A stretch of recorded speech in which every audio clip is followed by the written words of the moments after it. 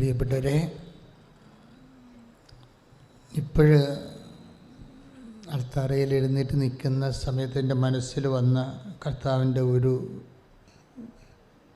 ചിന്ത, ഈശോ തന്ന ചിന്തയാണെന്ന് ഞാനത് കരുതുകയാണ്. അതായത്, നിങ്ങൾ നല്ലവണ്ണം പ്രാർത്ഥിക്കുന്നവരാണ് പലരും. ഇതിൽ മുടങ്ങാതെ കുടുംബപ്രാർത്ഥന നടത്തുന്നവരും കുറേ നല്ല ധ്യാനങ്ങളിലൊക്കെ പങ്കെടുത്ത് അരൂപി പ്രാപിച്ചവർ ഇതിലുണ്ടെന്നാണ് ഒരു സൂചന. വ്യക്തിപരമായിട്ടും പ്രാർത്ഥിക്കുന്നവരും തീർത്ഥാടനങ്ങളിൽ പങ്കെടുക്കുന്നവരുമൊക്കെയാണ്. നിങ്ങളെക്കുറിച്ച് പലർക്കും നല്ല സ്പിരിച്വൽ അസസ്മെൻ്റ് ഉണ്ട്. നിങ്ങൾക്ക് നിങ്ങളെക്കുറിച്ച് തന്നെ ഒരു കോൺഫിഡൻസ് ഉണ്ടെന്നാണ് ഈശോ പറയണത്. നല്ല അസസ്മെൻ്റ് ഉണ്ടെന്ന്. പക്ഷേ when we come to the covenant prayer, നമ്മൾ ഒരു കവനൻറ്റ് പ്രേയറിലേക്ക് വരുമ്പോൾ നിങ്ങൾക്ക് ഫസ്റ്റ് ഡിസ്പോസിഷൻ വേണ്ടത് നിങ്ങൾ സീറോയിൽ നിന്ന് തുടങ്ങണ പോലെ തുടങ്ങണം. Catch me? സീറോയിൽ നിന്ന്, ഡിവൈഡ് ഓഫ് യുവർ മെറിറ്റ്സ്. എന്താ പ്രോബ്ലം വെച്ച് കഴിഞ്ഞാൽ, ഉടമ്പടി ബേസിക്കായിട്ട് നോട്ട് ബൈ മെറിറ്റിലാണ് വർക്ക് ചെയ്യുന്നത്.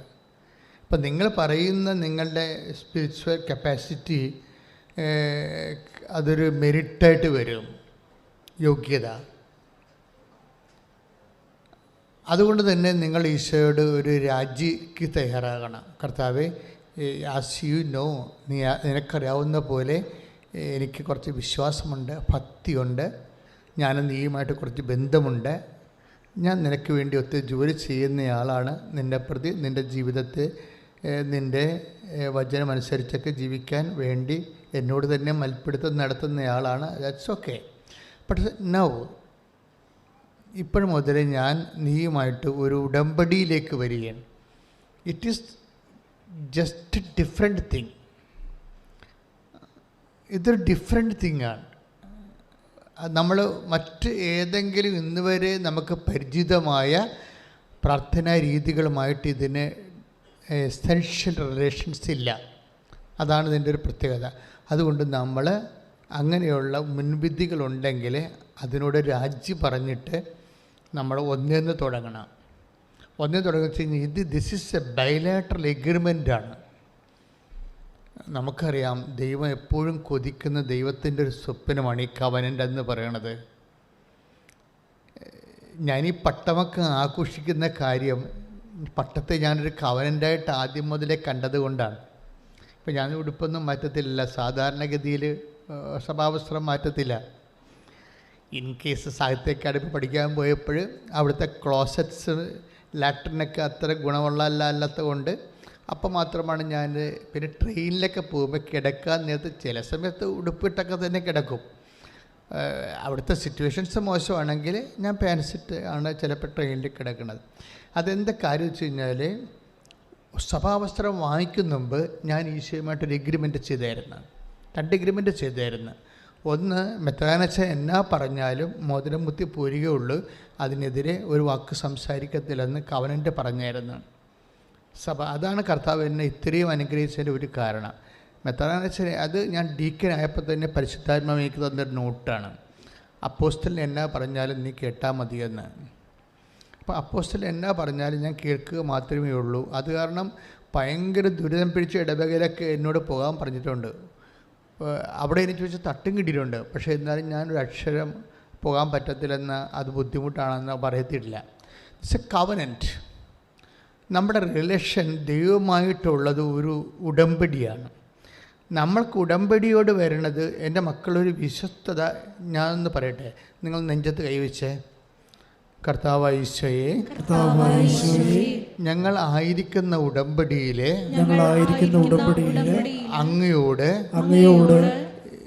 അങ്ങയുടെ കൃപാവരത്താൽ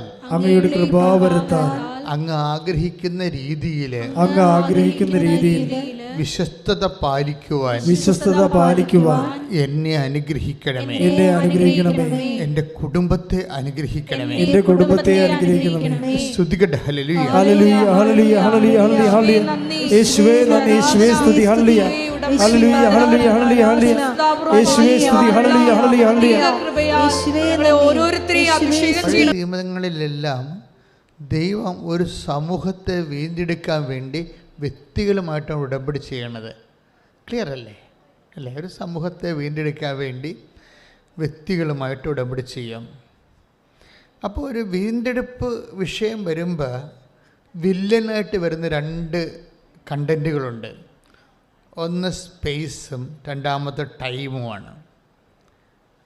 വീണ്ടെടുപ്പ് വരുമ്പോൾ, ഒരു സമൂഹത്തിൻ്റെ വീണ്ടെടുപ്പ് വരുമ്പോൾ വില്ലനായിട്ട് വരുന്ന രണ്ട് കണ്ടൻറ്റ്. ഇപ്പോൾ നിങ്ങളുടെ തന്നെ പ്രശ്നം, നിങ്ങളുടെ തന്നെ വീണ്ടെടുപ്പ്, നിങ്ങളുടെ ജോലി, നിങ്ങളുടെ പാകോടമ്പടി, നിങ്ങളുടെ ജപ്തി നടപടി, നിങ്ങളുടെ ആരോഗ്യ പ്രശ്നങ്ങൾ, അതുപോലെ നിങ്ങളുടെ ബന്ധപ്പെട്ടുള്ള എല്ലാ സർവീസ് പ്രോബ്ലംസ്, ഒരു വ്യക്തിയുടെ വീണ്ടെടുപ്പുമായിട്ട് വരുന്ന ഒരു ദൈവം ആ ഉദ്യമത്തിലേക്ക് ഇൻവോൾവ് ആകുമ്പോൾ ദൈവത്തിന് കൺഫ്രണ്ട് ചെയ്യേണ്ട രണ്ട് എൻറ്റിറ്റീസ് ഉണ്ട്. ഒന്ന് പ്ലേസും ഒന്ന് ടൈമുമാണ്. ഇതിനെ അഡ്രസ്സ് ചെയ്യാതെ ഒരു മനുഷ്യനെ വീണ്ടെടുക്കാൻ പാടായിരിക്കും. പഴയ നിയമത്തിലൊക്കെ ദൈവം കൂടുതൽ അഡ്രസ്സ് ചെയ്തുകൊണ്ടിരുന്നത് സ്ഥലമാണ്. സ്ഥലത്തെ ദൈവം വിശുദ്ധീകരിക്കും, അല്ലെങ്കിൽ വിശുദ്ധീകരിക്കപ്പെട്ട സ്ഥലം ദൈവം അവർക്ക് കൊടുക്കും. നിൽക്കുന്ന സ്ഥലത്തെ വിശുദ്ധീകരിക്കുക, അല്ലെങ്കിൽ വിശുദ്ധീകരിക്കപ്പെട്ട സ്ഥലം കൊടുക്കുക. ഇത് രണ്ടും ഒരു നാണയത്തിൻ്റെ രണ്ട് വശങ്ങളാണ്. എന്ന് വെച്ചാൽ, എന്തിനാണ് നിങ്ങൾ വിശുദ്ധീകരിക്കുന്നത്? എന്തിനാണ് നീ ഇപ്പം തന്നെ മോസസിനോട് പറഞ്ഞു നീ നിൽക്കുന്ന സ്ഥലം പരിശുദ്ധമാണ് എന്ന് പറഞ്ഞു. പക്ഷേ അതേസമയം തന്നെ എബ്രാഹത്തിനോട് പറഞ്ഞു നീ നിൽക്കുന്ന സ്ഥലം വിശുദ്ധമല്ല എന്ന് പറഞ്ഞു. അതുകൊണ്ട് നീ പോരാൻ പറഞ്ഞു. സ്ഥലം ക്ലിയർ അല്ലേ? മോസസിനോട് പറഞ്ഞു നീ നിൽക്കുന്ന സ്ഥലം നീ നല്ല സ്ഥലത്താണ് വന്ന് എത്തിയിരിക്കണത്. അവർ ഇടിയുണ്ടാക്കി പോകുന്നതാണല്ലോ.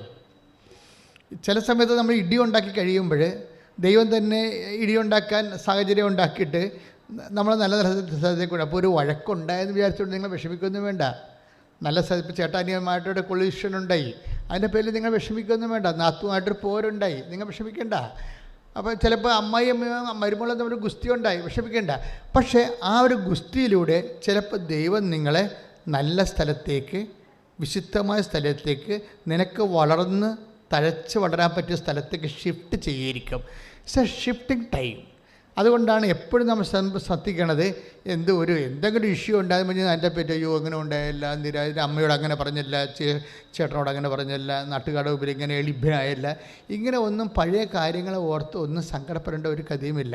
കർത്താവ് എന്തോ തീരുമാനിച്ചിട്ടാണ് എന്നെ ഗൈഡ് ചെയ്തുകൊണ്ടിരിക്കുകയാണ്. ദൈവത്തിന് എങ്ങനെയും നമ്മളെ ഗൈഡ് ചെയ്യാൻ പറ്റും. അപ്പോൾ മോസസ് ഒരു ഇടി ഉണ്ടാക്കിയിട്ട് അവിടെ വന്നിരിക്കുന്നത്. ആരോട് ഇടി ഉണ്ടാക്കിയത്? ഒരു ഈജിപ്ഷ്യനുമായിട്ട് ഇടിയുണ്ടാക്കി അല്ലേ? Take the word of God. സ്തുതിക്കട്ടെ. ഹല്ലേലൂയ ഹല്ലേലൂയ. നീ വരൂ ദിവ്യകാരുണ്യമേ, നീ വരൂ ദിവ്യകാരുണ്യമേ, നീ വരൂ ദൈവകാരുണ്യമേ. പുറപ്പാട് 2:11-12. പ്രായപൂർത്തിയായതിനു ശേഷം മോശ ഒരിക്കൽ തന്റെ സഹോദരനെ സന്ദർശിക്കാൻ പോയി. അവൻ അവരുടെ കഠിനാധ്വാനം നേരിൽ കണ്ടു. തത്സമയം സ്വജനത്തിൽപ്പെട്ട ഒരു ഹെബ്രായനെ ഒരു ഈജിപ്തുകാരൻ പ്രഹരിക്കുന്നത് കണ്ടു. അടിയുണ്ടായി. ഈജിപ്തുകാരൻ യഹൂദിനെ അടിക്കണത് കണ്ട് മോസസ് നേരിട്ട് കണ്ട്. അവൻ ചുറ്റും നോക്കി. മോസസിന്റെ രക്തം തിളച്ച് എന്താ സംഭവിച്ചിരിക്കുന്നത്? അവൻ ചുറ്റും നോക്കി. ആരുമില്ലെന്ന് കണ്ടപ്പോൾ ആ ഈജിപ്തുകാരനെ കൊന്ന് മണലിൽ മറവു ചെയ്തു. ഇതോടുകൂടി പ്രശ്നമായിപ്പോയി. ഒരു പ്രശ്നം, ഒരു വ്യക്തി ഒരു അവിശുദ്ധമായ സ്ഥലത്ത് നിന്ന് ഷിഫ്റ്റ് ചെയ്യുന്ന പ്രോസസ്സിങ് നോക്കണം. നിങ്ങളുടെ വീട്ടിലൊരു കലഹം ഉണ്ടായി എന്ന് വിചാരിച്ചുകൊണ്ട് ആ സ്ഥലം ചിലപ്പോൾ ദൈവം വിശുദ്ധീകരിക്കുന്നതിൻ്റെ ഭാഗമായിട്ട് വന്നതായിരിക്കും. അതുകൊണ്ട് നിങ്ങൾ വിഷമിക്കൊന്നും വേണ്ട. ഇവിടെ പുറത്തോട്ട് സമാധാനം ഇല്ല എന്ന് പറഞ്ഞാൽ പരാകുകയല്ല വേണ്ടത്. കർത്താവ് ഇതിനേക്കാൾ എന്തോ നല്ലത് എനിക്ക് തരാൻ പോകുന്നു. ചില സൂചന അത്രയേ ഉള്ളൂ. നമ്മളെല്ലാവരും മാറി താമസിച്ചിരിക്കണം. എല്ലാം ഈ ഒരു അവസ്ഥയിലാണ്. എല്ലാവരും നല്ല മനസ്സോടുകൂടിയൊന്നും ഒരിക്കലും ആരും മാറി താമസിച്ച് ഞാൻ കണ്ടിട്ടില്ല. ഞാനാണ് ഈ ഇടയ്ക്ക് 10,700 വീടുകൾ ഞാൻ പാലുകാച്ചിട്ടുണ്ട്. അപ്പോൾ ഒക്കെ പാല് കാച്ചാൻ വേണ്ടി ചെല്ലുമ്പോൾ പല ആൾക്കാരും അവിടെ കാണാനില്ല. എന്താണ്, മരുമകളും അവളുടെ അമ്മയും ഉണ്ടാവും. അപ്പോൾ ഞാൻ ചോദിച്ചു, ചെറുക്കൻ്റെ അമ്മ എന്തി, ഭർത്താവിൻ്റെ അമ്മ എന്തി? അമ്മയെ വിളിച്ച് വന്നില്ലെന്ന് പറയും. ഞാൻ പറയും വിളിച്ചുകൊണ്ട് വരാൻ പറയും. ഞാൻ ഇവിടെ അവർ വന്നിട്ട് മാത്രമേ ഞാനിത് പാല് കാച്ചുള്ളൂ എന്ന് പറയും. കാര്യം നമ്മളെ സംബന്ധിച്ചിടത്തോളം എൻ്റെ ഡ്യൂട്ടിയാണത്. അപ്പോൾ ഇങ്ങനെ ഓരോ വിഷയം വരുമ്പോൾ ഇതുപോലെ ഇഷ്യൂസ് ഉണ്ടാകും. പക്ഷേ ഇഷ്യൂസ് ഉണ്ടാകുമ്പോൾ അവരെന്നോട് അങ്ങനെ പറഞ്ഞില്ലേ, ഇവരെന്നോട് ഇങ്ങനെ പറഞ്ഞില്ലേ, അങ്ങനെയല്ല നമ്മൾ ചിന്തിക്കേണ്ടത്. ദൈവം എന്തോ ഉദ്ദേശിക്കുന്നുണ്ട്. മനസ്സിലായില്ലേ? അപ്പോൾ നിങ്ങൾ സൈലൻ്റ് ആകണം. മനസ്സിലായില്ലേ? വിഷയത്തിൽ എപ്പോഴും എന്താ ചെയ്യണം? സൈലൻ്റ് ആകണം. ബൈബിളിൻ്റെ ഭാഷ പറഞ്ഞു കഴിഞ്ഞാൽ ഈ ഇളകി മറിയുന്ന ആൾക്കാരായി മാറരുത്. ഇപ്പോൾ അവരങ്ങനെ എന്നോട് അങ്ങനെ ചെയ്തില്ലേ, ഇങ്ങനെ ചെയ്തില്ലേ, ഞാനിപ്പോൾ അങ്ങനെ സംസാരിക്കാൻ പാടില്ലായിരുന്നു, ഞാൻ അത്തരം സംസാരിച്ചത് ഭാഗട, ഇനി ഏത് കാലത്ത് ക്ഷമ പറഞ്ഞ് അവർ ഏക്കുക. ഇങ്ങനെ നമ്മൾ തന്നെ ഇളകി മറിയും. നമ്മളിതിന് മറ്റുള്ളവരെയും കൂടി ചിന്തിക്കുമ്പോൾ നമ്മളിങ്ങനെ കുഴഞ്ഞു മറിയും. കുഴഞ്ഞ ചേറ്റിൽ നിന്ന് നമ്മൾ രക്ഷപ്പെടണമെന്ന് ബൈബിൾ ആഗ്രഹിക്കുന്നുണ്ട്. കുഴഞ്ഞ ചേറ്റിൽ നിന്ന്. ഇപ്പോൾ നമ്മുടെ ഈ മനസ്സിലിങ്ങനെ ഇളക്കമില്ലേ എപ്പോഴും? എന്തെങ്കിലും സംഭവിച്ചു കഴിയുമ്പോൾ നിരാശ, സങ്കടം, അയ്യോ അങ്ങനെ സംഭവിച്ചല്ല, അമ്മയോട് അങ്ങനെ പറയേണ്ടി വന്നല്ല, എനിക്കങ്ങനെ ചെയ്യേണ്ടി വന്നല്ല, ഇങ്ങനെയൊക്കെ വരുമ്പോൾ ഒരു ഇളക്കം വരത്തില്ലേ? നമ്മുടെ മനസ്സിൽ തന്നെ ഒരു കുഴഞ്ഞ മനസ്സിലായിരിക്കും. നമുക്ക് ഉറക്കവുമില്ല, സ്വസ്ഥതയില്ല. അപ്പോൾ ഒരു ബൈബിൾ ഇതിനെ കുഴഞ്ഞ ചേറെന്നാണ് പറയണത്. കുഴഞ്ഞ ചേറിൽ നിന്ന് ബൈബിൾ ഷിഫ്റ്റ് ചെയ്യണം. എങ്ങോട്ടാണെന്ന് അറിയാമോ? പാറപ്പുറത്തേക്ക് ഷിഫ്റ്റ് ചെയ്യും. അതാണ് ബൈബിളിൻ്റെ രീതി. കുഴഞ്ഞ ചേറായിരിക്കും. കുഴഞ്ഞ ചേറാണ് നിൻ്റെ മനസ്സിങ്ങനെ തെറ്റ് ചെയ്തു പോയ തെറ്റിനെ ഓർത്തിങ്ങനെ കുഴഞ്ഞു മറിഞ്ഞിരിക്കുകയാണ്. നിരാശയും സങ്കടവും കുറ്റബോധവും എല്ലാമായിട്ട്, ചിലപ്പോൾ വൈരാഗ്യവും, ചിലപ്പോൾ പകയും പ്രതികാരവും. അപ്പോൾ ഇതിന് ബൈബിൾ വിളിക്കണ പേര് കുഴഞ്ഞ ചേറെന്നാണ് വിളിക്കണത്. ഇന്ന് ഈ കുഴഞ്ഞ ചേറ്റ് വെച്ച് ദൈവം ഒന്നും ചെയ്യത്തില്ല. ക്ലിയറാണ്. കുഴഞ്ഞ ചേറ്റിൽ ദൈവം എന്ത് ചെയ്യുന്നത്? ദൈവം പറയുന്നത് ഷിഫ്റ്റ് ചെയ്യാൻ നോക്കും. ദൈവം എങ്ങോട്ട് ഷിഫ്റ്റ് ചെയ്യും? പാറപ്പുറത്തേക്ക് ഷിഫ്റ്റ് ചെയ്യും. അതാണ് സങ്കീർത്തനം പറയണത്. സങ്കീർത്തനം 42. സങ്കീർത്തനം 42. സങ്കീർത്തനം 42. ഭീകരമായ ഗർത്തത്തിൽ നിന്നും എന്ന് പറഞ്ഞാൽ ഭീകരമായ ഗർത്തത്തിൽ നിന്നും കുഴഞ്ഞ ചേറ്റിൽ നിന്നും അവിടുന്ന് എന്നെ കയറ്റി. എവിടെ കയറ്റി എന്ന് പറഞ്ഞോളൂ. അടുത്ത വചനം വായിച്ചോളൂ. എന്റെ പാദങ്ങൾ പാറയിൽ ഉറപ്പിച്ചു, കാൽവയ്പ്പുകൾ സുരക്ഷിതമാക്കി. അപ്പം നേരത്തെ കാൽവയ്പ്പുകൾ സുരക്ഷിതമല്ലായിരുന്നു. അതാണ് വിഷയം. അപ്പം ദൈവം ഒരു ഷിഫ്റ്റിങ് നടത്തും. ചില സമയത്ത് മോസസിനെ ഷിഫ്റ്റ് ചെയ്യണം. കണ്ടില്ലേ? മോസസ് നിൽക്കുന്ന സ്ഥലത്ത് എന്താ സംഭവിച്ചിരിക്കുന്നത്? അവൻ അവൻ്റെ സഹോദരന്മാരെ കാണാൻ പോയി. സഹോദരന്മാരെ കണ്ടപ്പോൾ ഇസ്രായേൽ സമൂഹത്തെ കാണാൻ പോയതാണ്. കണ്ടപ്പോൾ അവന് സങ്കടം വന്ന്. കാര്യം എന്താണ്? വൈക്കോലും വേണ്ട സംഭവങ്ങളൊന്നും കൊടുക്കത്തില്ല. അപ്പം ഇഷ്ടികയുടെ എണ്ണം ഫറവ് കുറക്കണില്ല. അപ്പോൾ കുറഞ്ഞ റിസോഴ്സ് കൊണ്ട്, വിഭവങ്ങൾ കൊണ്ട് കൂടുതൽ ക്വാണ്ടിറ്റീസ് ഉണ്ടാക്കാൻ വേണ്ടി വരുമ്പോൾ അവരടിയും മേടിക്കുന്നുണ്ട്. അങ്ങനെ അവസ്ഥ ഈജിപ്തുകാരനോട് മോസസിന് വെറുപ്പായി. ഈജിപ്തുകാരുടെ മൊത്തമുള്ള വെറുപ്പാണ് ഒരു ഈജിപ്തുകാരനെ കിട്ടിയപ്പോൾ അവനെ പിടിച്ച് കൊന്ന് മണ്ണിൽ പൊത്തി കളഞ്ഞത്. പക്ഷെ ഉടനെ ദൈവം ഈ കുഴഞ്ഞ ചേറ്റിൽ നിന്ന് ഇവനെ ഷിഫ്റ്റ് ചെയ്യണേ കാണാം, അവിശുദ്ധമായ സ്ഥലത്ത് നിന്ന്. അപ്പം നമ്മൾ ഈ അവിശുദ്ധമായ സ്ഥലത്ത് വീണ്ടും നിന്നാൽ കൂടുതൽ ഇഷ്യൂസ് ഉണ്ടായിക്കൊണ്ടിരിക്കും. You must be shifted. അത് നിങ്ങൾ പറയണം, കർത്താവേ എന്നെ ഷിഫ്റ്റ് ചെയ്യണമെന്ന് പറയണം. നിങ്ങളുടെ മാനസികാവസ്ഥയായാം, പെരുമാറ്റ രീതികളാകാം. ഇപ്പം നിങ്ങൾ നിൽക്കുന്ന സ്ഥലത്ത് നിങ്ങൾക്ക് സ്വസ്ഥതയും സമാധാനം കിട്ടുന്നില്ലെങ്കിൽ നിങ്ങൾ കുഴഞ്ഞ ചേറ്റിലാണ് നിൽക്കുന്നത്. അപ്പോൾ കുഴഞ്ഞ ചേറ്റിൽ നിന്നാൽ ഉടനെ നിങ്ങൾക്ക് കിട്ടാനുള്ള വാഗ്ദാനം എന്താണ്? നിങ്ങളെ പാറയ്ക്ക് ദൈവം ഷിഫ്റ്റ് ചെയ്യും. അതാണ് വിഷയം.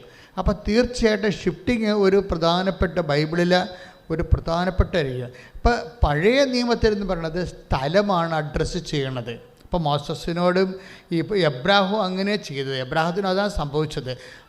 അങ്ങേരും ഇതുപോലെ കുഴഞ്ഞ ചേറ്റി കിടക്കിയിരുന്നു. വിഗ്രഹാരാധനയും ദൈവത്തിനെ അറിയാത്ത ആൾക്കാരും പലതരത്തിലുള്ള പാപമാലിന്യങ്ങളിൽ പെട്ട മനുഷ്യരും അങ്ങനെ കുഴഞ്ഞ ഒരു ചേറ്റിൽ കിടക്കുന്ന അവസ്ഥയിൽ നിന്ന് എബ്രാഹത്തിനെ ദൈവം ഷിഫ്റ്റ് ചെയ്യും.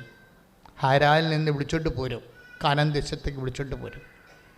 അപ്പോൾ ദൈവം ഈ ഷിഫ്റ്റിംഗ് എന്ന് പറയുന്ന പ്രധാനപ്പെട്ട വിഷയമാണ്. അത് നമ്മുടെ ഒരു അവകാശമാണ്. മനസ്സിലായ? സങ്കടപ്പെടുന്ന എല്ലാവരുടെയും അവകാശമാണ് സങ്കേതമെന്ന് പറയണത്. മനസ്സിലായില്ലേ? സുരക്ഷിത സങ്കേതം.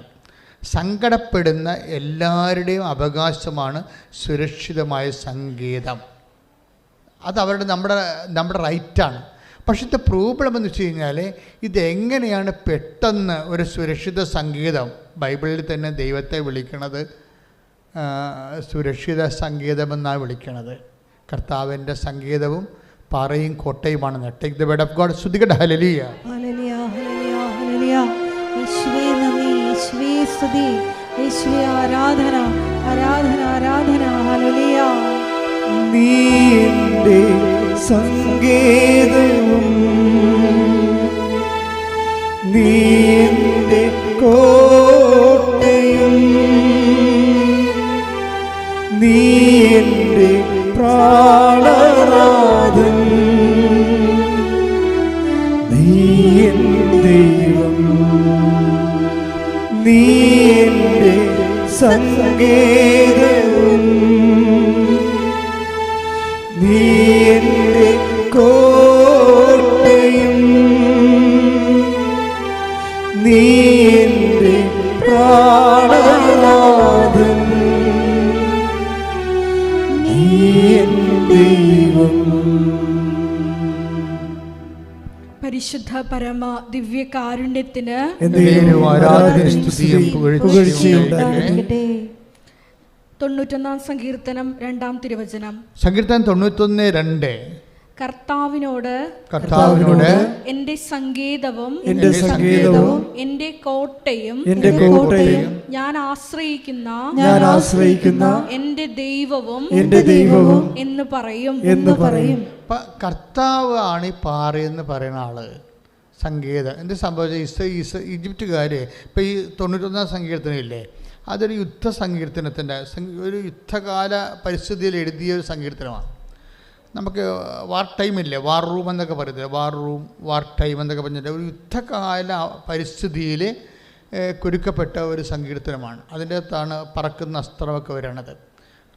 അതിൽ നിന്നാണ് പറഞ്ഞിരിക്കുന്നത് കർത്താവ് എൻ്റെ റീഡ് അഗെയിൻ കർത്താവിനോട് എന്റെ സങ്കേതവും എന്റെ കോട്ടയും ഞാൻ ആശ്രയിക്കുന്ന എന്റെ ദൈവവും എന്ന് പറയും. അപ്പം നിങ്ങൾ സങ്കീർത്തനം കേട്ടിട്ട് പറയണ്ട, സ്വന്തമായിട്ടൊന്ന് പറഞ്ഞേ, കർത്താവ് എന്റെ സങ്കേതവും എന്റെ കോട്ടയുമാണ്. അതെന്താ ഞാൻ ആശ്രയിക്കുന്ന എൻ്റെ സങ്കേതവും കോട്ടയും എന്ന് പറഞ്ഞ കാരണം അത് യുദ്ധകാല പരിസ്ഥിതിയിലാണ്. ഒരു ഇസ്രയേലിലൊരു യുദ്ധം ഉണ്ടായിക്കഴിഞ്ഞാൽ ആൾക്കാർ ഇപ്പം തന്നെ ഈശോ പറഞ്ഞിട്ടില്ലേ, എന്താണ്, നിങ്ങളെ യൂദയായിൽ നിങ്ങളെ പീഡിപ്പിക്കുമ്പോൾ നിങ്ങൾ മലമുകളിലേക്ക് പോകട്ടെ എന്ന് പറയുന്നതെന്ന് വെച്ചാൽ മലമുകളിലൊക്കെ ഒത്തിരിയേറെ ഇതുപോലെ സങ്കേതങ്ങളുണ്ടാവും. ദാവീദും സാവൂളും തമ്മിൽ യുദ്ധം ചെയ്തപ്പോഴും സാവൂൾ ഒളിച്ചിരുന്നതും അതുപോലെ തന്നെ ദാവീദ് ഒളിച്ചിരുന്നതുമൊക്കെ ഇതുപോലെ ഗുഹയിലാണ്. ഇതിനാണ് സങ്കേതമെന്ന് പറയണത്. മലയിലെ സങ്കേതമെന്ന് പറയണത് മലയിലെ പാറയിടുക്കും ഗുഹകളുമാണ്. എന്ന് വെച്ചാൽ ഇത് ഇസ്രയേൽ ജീവൻ രക്ഷിക്കാൻ വേണ്ടി അവരുടെ ജിയോഗ്രഫിക്കൽ റീജിയനിൽ അവരനുഭവിച്ച ഒരു വലിയ സുരക്ഷിത സങ്കേതമാണ്. അതവർ ദൈവത്തേക്ക് ആട്രിബ്യൂട്ട് ചെയ്യുകയാണ്. എന്താണ് കാരണം? ഏത് ഗുഹയിലിരുന്നാലും ശത്രുക്കൾ വന്ന്, ഇപ്പം സാവോൾ ഗുഹയിലിരുന്നപ്പോൾ സാവോൾ വന്ന് അദ്ദേഹത്തിൻ്റെ മേലേക്ക് മുറിച്ചുകൊണ്ട് പോയില്ലേ? അപ്പോൾ അതൊന്നും സുരക്ഷിത സങ്കേതമാണെന്ന് പറഞ്ഞാൽ സുരക്ഷിതമല്ലല്ലോ. പക്ഷേ സുരക്ഷിതമായ സങ്കേതം കർത്താവ് മാത്രമാണ്. കൈയിടിച്ച് കർത്താവിനെ സ്തുതിക്കണം. എൻ്റെ മക്കളെ, ഇത് വളരെ ശ്രദ്ധയോടെ കേൾക്കേണ്ട ഒരു വചനമാണ്. നിങ്ങൾ പാറ എന്ന് പറയുമ്പോൾ, ഒരു കോട്ട എന്ന് പറയുമ്പോൾ ഇവിടെ ഇതൊന്നും അല്ല പ്രശ്നം. അതായത് കർത്താവിനാണ് ഇവർ പാറ എന്ന് വിളിക്കുന്നത്.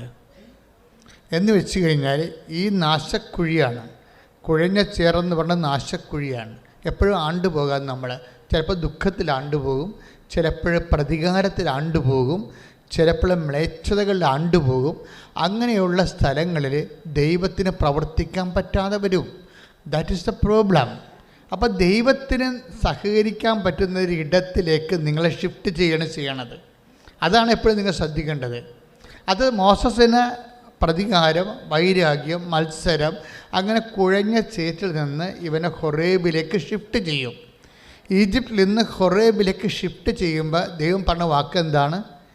എനിക്കിവിടെ വെച്ച് നിന്നെ സഹായിക്കാനും നിന്നോടുകൂടെ പ്രവർത്തിക്കാനും പറ്റുന്ന ഒരു ഇടമാണ്. നിൻ്റെ ചെരുപ്പ് ഊരി വെക്കണം. അത് പിന്നെ എന്ത് ചെയ്യണം? നീ നിൽക്കുന്ന സ്ഥലം പരിശുദ്ധം. നീ നിൽക്കുന്ന സ്ഥലം പരിശുദ്ധം എന്ന് പറയുമ്പോൾ എല്ലാ സ്ഥലവും പരിശുദ്ധമാണ്. എന്താ അവിടെ ഉദ്ദേശിക്കുന്നത്? എപ്പോഴാണ് നമ്മൾ ഒരു കൺവേർഷൻ നമുക്ക് സംഭവിക്കണത്, അപ്പോൾ ആ സ്ഥലം പരിശുദ്ധമായിട്ട് മാറും. ദൈവത്തിന് ഇൻട്രാക്ട് ചെയ്യാൻ പറ്റുന്ന കമ്മ്യൂണിക്കബിൾ ഏരിയ ആയിട്ട് മാറും. അതായത് കമ്മ്യൂണിക്കേഷൻ ഫ്രണ്ട്ലിയാക്കി മാറ്റണം. അതായത് ഉടമ്പടിയുടെ പ്രധാനപ്പെട്ട ഒരു പ്രീ റെക്വിസിറ്റാണിത്. അതായത് നിങ്ങളെ ദൈവത്തിന് കമ്മ്യൂണിക്കേറ്റ് ചെയ്യാൻ പറ്റുന്ന കമ്മ്യൂണിക്കേഷൻ ഫ്രണ്ട്ലിയാക്കി മാറ്റുക. എന്താ സംഭവം? ഹൊറേബിലേക്ക് മോസസിനെ വിളിച്ചുകൊണ്ട് പോകുമ്പോൾ പറയണത് എന്താണ്? നീ നിൽക്കുന്ന ഇടം പരിശുദ്ധമാണ്. അപ്പം നേരത്തെ നീ പ്രതികാരവും വൈരാഗ്യവും മത്സരവും എല്ലാം നാശക്കുഴിയിൽ കുഴഞ്ഞ ചേറ്റി കിടക്കിയിരുന്നു. അവിടുന്ന് ഞാൻ നിന്നെ തിരിച്ച് വിളിച്ചിരിക്കുകയാണ്. ഇനി എന്താ വിളിക്കുമ്പോൾ ഈ പാറപ്പുറമെന്ന് പറയണത് പോലെ തന്നെ പറയണത് ഒരു നാച്ചുറലായിട്ട് സംഭവിക്കുന്ന പാറയല്ല ഉദ്ദേശിക്കുന്നത്. മറിച്ച് ഒരു വ്യക്തി പാറയായിട്ട് കൺവേർഷൻ ചെയ്യും. അതാണ് വിഷയം. നമ്മളൊരു പാറയായിട്ട് കൺവേർട്ട് ചെയ്യും. ഇവിടെയാണ് കമ്മ്യൂണിക്കേഷൻ സംഭവിക്കുന്നത്. ഇപ്പോൾ ഉദാഹരണത്തിന് ഇപ്പോഴും മത്തായി ശ്രീകാട് സുവിശേഷം 7:24 ശ്രുതികട്ടെ ഹല്ലേലൂയ ഹല്ലേലൂയ ഹല്ലേലൂയ ഹല്ലേലൂയ യേശുവേ നന്ദി. ഹല്ലേലൂയ ഹല്ലേലൂയ ഹല്ലേലൂയ യേശുവേ നന്ദി. യേശുവേ ആരാധന. കാലുകളെ പാറമേൽ നിർത്തി ഇംഗമനത്തെ സുസ്ഥിരമാക്കി. എന്റെ കാലുകളെ പാറമേൽ നിർത്തി ഇംഗമനത്തെ സുസ്ഥിരമാക്കി. പുതിയൊരു പാട്ടെനിക്കു തന്നു എൻ കർത്താവിന് സ്തുതികൾ തന്നെ. പുതിയൊരു പാട്ടെനിക്കു തന്നു എൻ കർത്താവിന് സ്തുതികൾ തന്നെ. പരിശുദ്ധ പരമദിവ്യ കാരുണ്യത്തിന് ആരാധനയും സ്തുതിയും പുകഴ്ചയും ഉണ്ടായിരിക്കട്ടെ. മത്തായി 7:24 എന്റെ ഈ വചനങ്ങൾ ശ്രവിക്കുകയും എന്റെ ഈ വചനങ്ങൾ ശ്രവിക്കുകയും എന്റെ ഈ വചനങ്ങൾ ശ്രവിക്കുകയും പറ എന്റെ ഈ വചനങ്ങൾ ശ്രവിക്കുകയും എന്റെ ഈ വചനങ്ങൾ ശ്രവിക്കുകയും അവ അനുസരിക്കുകയും ചെയ്യുന്നവൻ പാറമേൽ ഭവനം പണിത വിവേകമതിയായ മനുഷ്യന് തുല്യനായിരിക്കും. ഇതാണ് ഇതിന്റെ ഗുഡൻസ് എന്ന് പറയുന്നത്. വേറെ ചുമ്മാ പാറയും മണ്ണും പറയുകയല്ല. അതായത് വളരെ ശാസ്ത്രീയമായിട്ടാണ് ബൈബിള് ഒരു വ്യക്തിയുടെ ആധ്യാത്മികതയെ ബിൽഡപ്പ് ചെയ്യണത്. അതായത് ഇങ്ങനെ കുഴഞ്ഞു മറിഞ്ഞ് എല്ലാ വിഷയങ്ങളോടും ആവശ്യമില്ലാതെ പ്രതികരിക്കുകയും ചിലപ്പോൾ നമ്മൾ തന്നെ വീക്ക് വാങ്ങിക്കും, ചിലപ്പോൾ നാട്ടുകാരൊക്കെ ചിലപ്പോൾ അവർക്ക് തിരിച്ച് പണി കൊടുക്കും. ഇങ്ങനെ നാശക്കുഴി കുഴഞ്ഞു മറിഞ്ഞ് കിടന്ന ആൾക്കാരെ വീണ്ടെടുക്കാനും ദൈവത്തിന് കമ്മ്യൂണിക്കേറ്റ് ചെയ്യാൻ പറ്റുന്ന ഒരു സിറ്റുവേഷൻ ക്രിയേറ്റ് ചെയ്യാൻ വേണ്ടി ദൈവം കൊടുക്കുന്ന ഫസ്റ്റ് ഡോസ് എന്താണത്? വചനം. അതാണ് ഈ പറഞ്ഞിരിക്കുന്നത്. അതായത് എൻ്റെ ഈ വചനം കേൾക്കുകയും എൻ്റെ ഈ വചനം കേൾക്കുകയും അതനുസരിച്ച് ജീവിക്കുകയും ചെയ്യുന്നവര് പാറമേൽ തൻ്റെ ഭവനം പണി ചെയ്ത ബുദ്ധിമാനായ മനുഷ്യന് തുല്യനാണ്. അപ്പോഴേ എന്ത് സംഭവിച്ചു കഴിഞ്ഞാൽ ഒരു വ്യക്തി അവൻ പലതരത്തിൽ ദൈവത്തിൻ്റെ വചനം നിരാകരിച്ചുകൊണ്ട് അവൻ്റെ സ്വന്തം ബുദ്ധിയിലും ശക്തിയിലുമൊക്കെ ആശ്രയിച്ച് ഓരോരോ കാര്യങ്ങൾ ചെയ്ത് കൂടുതൽ കുഴപ്പവും മുറിവുകളും ഒക്കെ ഉണ്ടാക്കി നാശക്കുഴി കിടക്കുന്ന അവസ്ഥയിൽ നിന്ന് ദൈവം ഇവന് ഷിഫ്റ്റ് ചെയ്യുമ്പോൾ ഫസ്റ്റ് ചെയ്യണത് അവനോട് പറയും ദൈവവചനം അനുസരിച്ച് ജീവിതം പുനഃക്രമീകരിക്കാൻ ചെയ്യും. That is covenant. മനസ്സിലായില്ലേ? ഇവിടെയാണ് കവനൻറ്റ് വരണത്. ഉടമ്പടി വരുന്നത് അങ്ങനെയാണ്. നാശക്കുഴി എന്നുള്ള രക്ഷിക്കുന്നതിന് ദൈവത്തിൻ്റെ ഒരു മെത്തേഡാണ് ഉടമ്പടി. അപ്പോൾ ദൈവം പറയും എനിക്ക് നിനക്ക് കമ്മ്യൂണിക്കബിളായിട്ട് ഇപ്പം നമ്മൾ ചിലരോട് മൊബൈൽ വിളിക്കുമ്പോൾ പറയും നിങ്ങൾ റേഞ്ചുള്ള സ്ഥലത്തേക്ക് മാറി നിൽക്കാൻ പറയത്തില്ലേ? അതാണ് സംഭവം. ഇത്രയേ ഉള്ളൂ കാര്യം. നമ്മൾ ഒരാളുമായിട്ട് മൊബൈൽ സംസാരിക്കുക പറയും, നമ്മൾ കീ കൂക്കു എന്നൊക്കെ പറഞ്ഞ് കേൾക്കുമ്പോൾ പറയും ഏയ് നിങ്ങൾ റേഞ്ചുള്ള സ്ഥലത്തേക്ക് മാറി നിൽക്കാൻ പറയും. എന്താ കാര്യം? ദൈവം അത്രേ ഉദ്ദേശിക്കുന്നുള്ളൂ. നിങ്ങൾ ഷിഫ്റ്റ് ചെയ്യും. ദൈവത്തിന് കമ്മ്യൂണിക്കേറ്റ് റേഞ്ചുള്ള സ്ഥലത്തേക്ക് നമ്മൾ മാറ്റി നിർത്തും. മോസസിന് റേഞ്ചില്ലാത്ത സ്ഥലത്ത് നിന്ന ആളാണ് മോസസ്. എബ്രാഹിം റേഞ്ചില്ലാത്ത സ്ഥലത്ത് നിന്ന ആളാണ്. കാര്യം വല്ല മഹാപോക്രികളായിരുന്നു. മഹാപോക്രികളുടെ കൂടെ ജീവിച്ചു കഴിഞ്ഞാൽ ദൈവത്തിന് അവനോട് ഇൻട്രാക്ട് ചെയ്യാൻ പറ്റത്തില്ല. അത് വിഷയമാണ്. അത് വിട്ടുപോരാൻ പറയും. അതുകൊണ്ട് വിട്ടുപോരാൻ ലോത്തിനോടൊക്കെ പറയത്തില്ലേ, നിങ്ങൾ അവരെ വിട്ടുപോരാനൊക്കെ പറയത്തില്ലേ? അതായത് എപ്പോഴും ചില സമയത്ത് ദൈവത്തിന് take the word of God വിട്ടുപോരുക. ശ്രുതികട്ടെ ഹല്ലേലൂയ. ആരാധന ആരാധന ആരാധന. ഹല്ലേലൂയ ഹല്ലേലൂയ ഹല്ലേലൂയ ഹല്ലേലൂയ ഹല്ലേലൂയ. യേശുവേ നന്ദി, യേശുവേ സ്തുതി. ഹല്ലേലൂയ ഹല്ലേലൂയ ഹല്ലേലൂയ ഹല്ലേലൂയ ഹല്ലേലൂയ. യേശുവേ സ്തുതി. ഹല്ലേലൂയ. ഉൽപ്പത്തി 19:14. ഉടനെ ലോത്ത് തന്റെ പുത്രിമാരെ വിവാഹം ചെയ്യാൻ എന്നവരുടെ അടുത്ത് ചെന്ന് പറഞ്ഞു, എഴുന്നേറ്റ് ഉടനെ ഈ സ്ഥലം വിട്ടുപോവുക, കർത്താവ് ഈ നഗരം നശിപ്പിക്കാൻ പോവുക. അപ്പോൾ കർത്താവ് നശിപ്പിക്കാൻ പോകുന്ന സ്ഥലത്ത് നിന്ന് വിട്ടുപോരാൻ ഷിഫ്റ്റ് ചെയ്യാൻ പറയും. അതായത് നമ്മൾ തിന്മകളിലാണെന്നെങ്കിൽ അവിടെ എപ്പോഴായാലും നാശം വരും. ദൈവത്തിന് കമ്മ്യൂണിക്കേറ്റ് ചെയ്യാൻ പറ്റത്തില്ല. അതാണ് പ്രശ്നം. ദൈവത്തെ കമ്മ്യൂണിക്കേറ്റ് ചെയ്യാൻ പറ്റത്തില്ല. അപ്പം നിങ്ങളുടെ തിന്മയുടെ ഒരു അവസ്ഥയിലാണ്, കെട്ടുപാടിലാണ്, ചുറ്റുപാടിലാണെന്നുണ്ടെങ്കിൽ എൻ്റെ മക്കളെ വിട്ടുപോരേണ്ടി വരും. ദൈവത്തിന് നിങ്ങളെ സഹായിക്കാൻ പറ്റത്തില്ല. അതാണ് വിഷയം. കമ്മ്യൂണിക്കബിൾ റേഞ്ചുള്ള ഏരിയയിലല്ല നിൽക്കണത്. നിങ്ങളുടെ വിശ്വാസം നിരക്കാത്ത പ്രണയത്തിലും മറ്റു കാര്യങ്ങളൊക്കെ കുടുങ്ങിക്കിടക്കണമെന്നുണ്ടെങ്കിൽ നിങ്ങൾ ശരിക്കും മുട്ടുകയെന്ന് കർത്താവിൻ്റെ കണ്ണീരോടെ പ്രാർത്ഥിക്കണം. കർത്താവ് ഞാൻ അകപ്പെട്ടതാണ്, അല്ലെങ്കിൽ എന്നെ അകപ്പെടുത്തിയതാണ്. ഇപ്പം എനിക്ക് ഞാൻ ചെയ്യണ എല്ലാം ശരിയാണെന്ന് പറഞ്ഞുകൊണ്ടിരിക്കുകയുണ്ട്. ആണല്ലേ പെണ്ണല്ലേ, രണ്ട് ജാതിയല്ലേ, പിന്നെ അടുത്ത് വേറെ എന്നാ നോക്കാനാണ് എന്ന് പറയും. അങ്ങനെ നോക്കി അപ്പം നമ്മൾ ആ രീതി പെട്ടിരിക്കുകയാണ് സാധനം. നമ്മൾ പെട്ടതാണ്. ആണുമല്ലേ, ഇന്ന് രണ്ട് ജാതിയല്ലേ, ആണും പെണ്ണും രണ്ട് ജാതിയല്ലേ ഉള്ളൂ, പിന്നെ എന്താ ഇതിൻ്റെ അത് വേറെ, അതൊക്കെ പിന്നെ മതക്കാരുണ്ടാക്കുന്ന സംഭവമല്ലേ. പക്ഷേ വിശ്വാസത്തെ സംബന്ധിച്ചിടത്തോളം ഈ പെട്ടെന്നുണ്ടായിട്ടുള്ള ഒരു ഹൈബ്രിഡ് ഉൽപ്പന്നമല്ല വിശ്വാസം. ആണോ? ഹൈബ്രിഡ് ഉൽപ്പന്നം അല്ലല്ല. ഇത് എത്രയോ വർഷങ്ങളായിട്ട് ഊതിക്കാച്ചിയ പൊന്നുപോലെ 10,000 ദൈവദാസന്മാരുടെ ജീവിതം കൊണ്ട് വിശുദ്ധീകരിച്ച് സ്ഫുടം ചെയ്ത ഏറ്റവും ശക്തമായ ഒരു ഉറപ്പുള്ള സ്ഥലത്താണ്. കാര്യം അതിൻ്റെ ഇപ്പം നമ്മുടെ വിശ്വാസത്തിൽ തന്നെ എന്തുമാത്രം അസ്ഥിഭദ്രതയാണുള്ളത്. ഇപ്പോൾ ശബശാനോസിന് തിരുനാൾ ആഘോഷിക്കുന്ന സഭ അത് വൃത്തികേടായിട്ട് അമ്പ് പെരുന്നാളാക്കി മാറ്റി. അതിന് നമുക്ക് പണി വരുന്നുണ്ട്, അതിരിക്കട്ടെ, ഞാൻ അത് പറയണില്ല. പക്ഷേ എന്താ പ്രോബ്ലം എന്ന് വെച്ച് കഴിഞ്ഞാൽ അത് എന്ത് പേക്കൂത്താണ് ഈ അമ്പ് പെരുന്നാളായിട്ട് നടത്തുന്നത്? ഊളപ്പാട്ടൊക്കെ പാടി, പൂളക്കള്ളൊക്കെ കുടിച്ച് പൂളക്കള്ളം കുടിച്ച് ഊളപ്പാട്ടും പാടി പിശാചിനെ വേറെ ചെയ്തുകൊണ്ടിരിക്കുകയാണ്. അതുകൊണ്ട് സെബസ്ത്യാൻ അമ്പ് മുറിഞ്ഞ് ചത്തത് എന്തിനാണ്? ഈ മനുഷ്യൻ ദൈവമാണെന്ന് പറഞ്ഞിട്ട് മകളെ കെട്ടിച്ച് കൊടുക്കാമെന്ന് ഡയക്ലേഷൻ പറഞ്ഞു, പറമ്പ് കൊടുക്കാമെന്ന് പറഞ്ഞു. തൻ്റെ പറമ്പും വേണ്ട എനിക്ക്, തൻ്റെ പെണ്ണിനെയും വേണ്ട, ഞാൻ വിശ്വസിക്കുന്നത് നിത്യജീവന് വേണ്ടിയാണ് എന്ന് പറഞ്ഞുകൊണ്ട് വിരുമാറ് കാണിച്ചു കൊടുക്കുന്ന ഒരു മനുഷ്യൻ, അവൻ ക്രിസ്തുവിന് വേണ്ടി രക്തസാക്ഷിയായപ്പോൾ അവന് വേണ്ടി വേലപ്പട്ടിണി കാണിച്ചു കഴിഞ്ഞാൽ അവനൊക്കെ വെറുതെ വിടുക ദൈവം. അപ്പം അതുകൊണ്ട് ഇങ്ങനെയുള്ള അനാചാരങ്ങൾ ഇന്നല്ലെങ്കിൽ നാളെ സഭയിൽ നിന്ന് മാറ്റേണ്ടതാണ്. ശ്രുതിക്കട്ടെ ഹല്ലേലൂയ.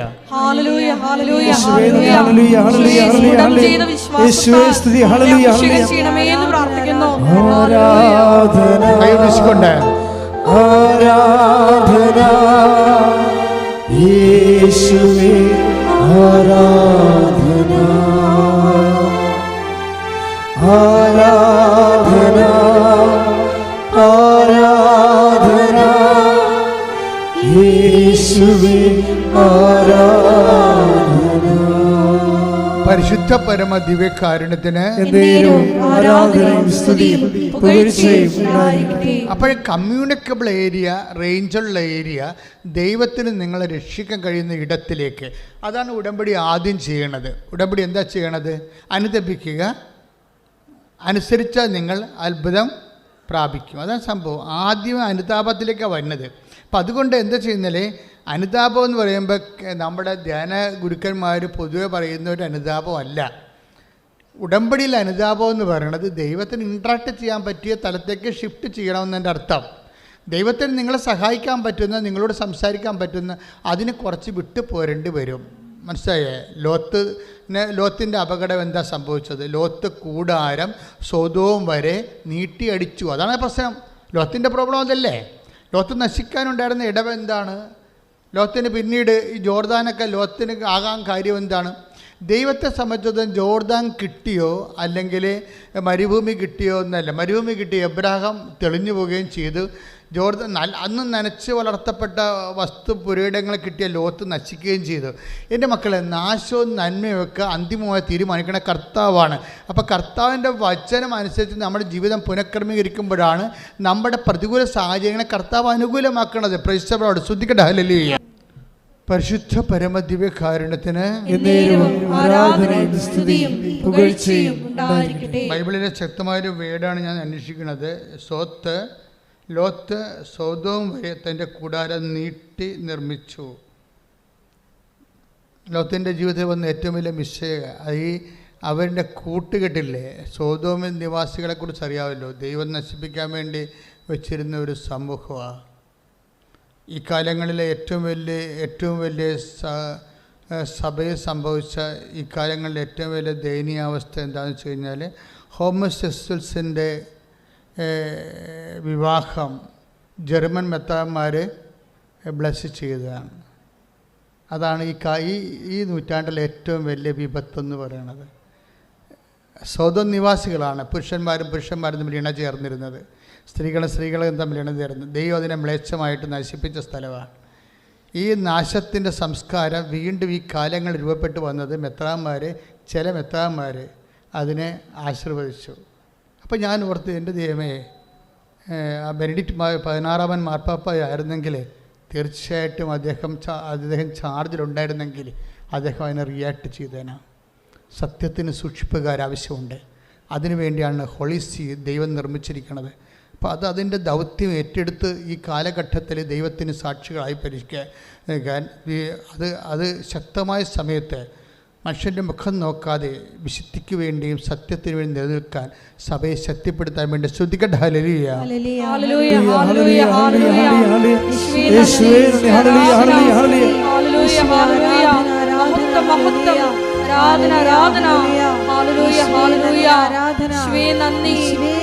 രൂപപ്പെട്ട് തൻ്റെ ശിക്ഷാവിധി ഏറ്റുമേടിച്ച നിമിഷം ലോത്തിനോട് വേർപിരിഞ്ഞു പോരാൻ ഷിഫ്റ്റ് ചെയ്യാൻ പറഞ്ഞായിരുന്നു എബ്രാഹാം.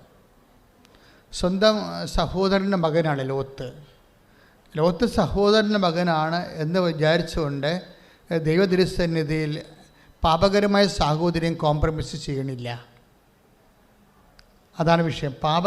ഇപ്പം നിങ്ങളുടെ സഹോദരൻ്റെ മകനാണെന്നൊക്കെ പറഞ്ഞിട്ട് കഥയില്ല.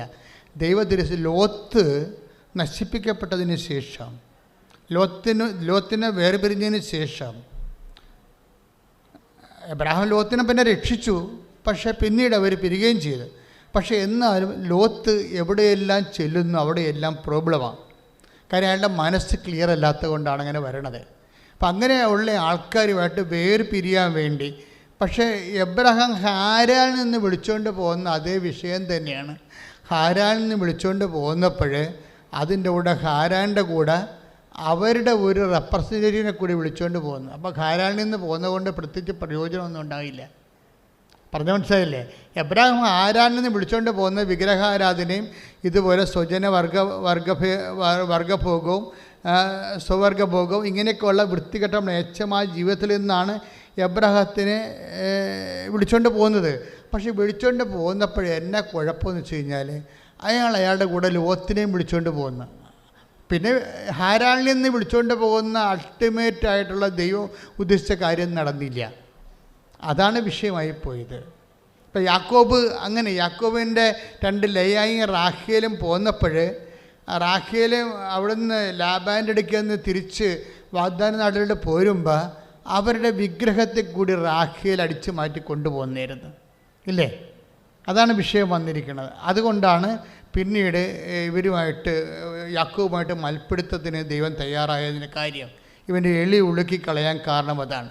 ഇവൻ കുറേ ധാരണയാണ്. എനിക്ക് ആടുണ്ട്, പശുവുണ്ട്, ഒട്ടകമുണ്ട്, അതെല്ലാം കൊടുത്ത് ചേട്ടായിയെ വശത്താക്കാമെന്ന് വിചാരിച്ചു. അപ്പോൾ ചേട്ടായിയെ കണ്ടപ്പോൾ യേശാവ് പറഞ്ഞു, എനിക്കിതിൻ്റെ ആവശ്യമൊന്നുമില്ല, നീ എൻ്റെ കടിഞ്ഞൂൽ അവകാശം അടിച്ചുകൊണ്ട് പോയി. പക്ഷേ അടിച്ചുകൊണ്ട് പോയിട്ട് എനിക്കിപ്പോൾ തോന്നുന്നില്ല. കാര്യം നിനക്കുള്ളതിനേക്കാൾ കൂടുതൽ ഇരട്ടി ദൈവം എനിക്ക് തന്നു, പിന്നെ നീ എന്തടിച്ചുകൊണ്ട് പോയെന്നാണ് പറഞ്ഞത്.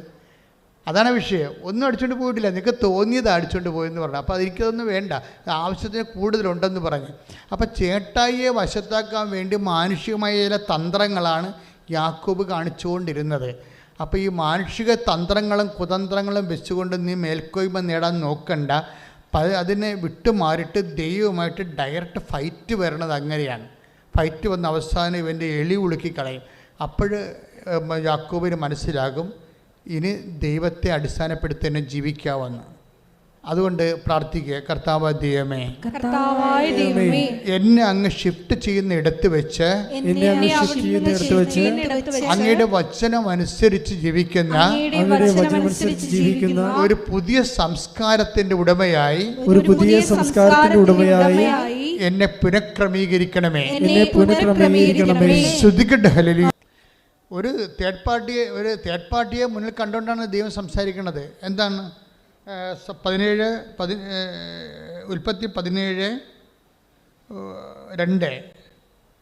സർവശക്തനായ ദൈവമാണ് ഞാൻ, എൻ്റെ മുമ്പിൽ വ്യാപരിക്കുക, കുറ്റമറ്റവനായി വർത്തിക്കുക. Praise the Lord.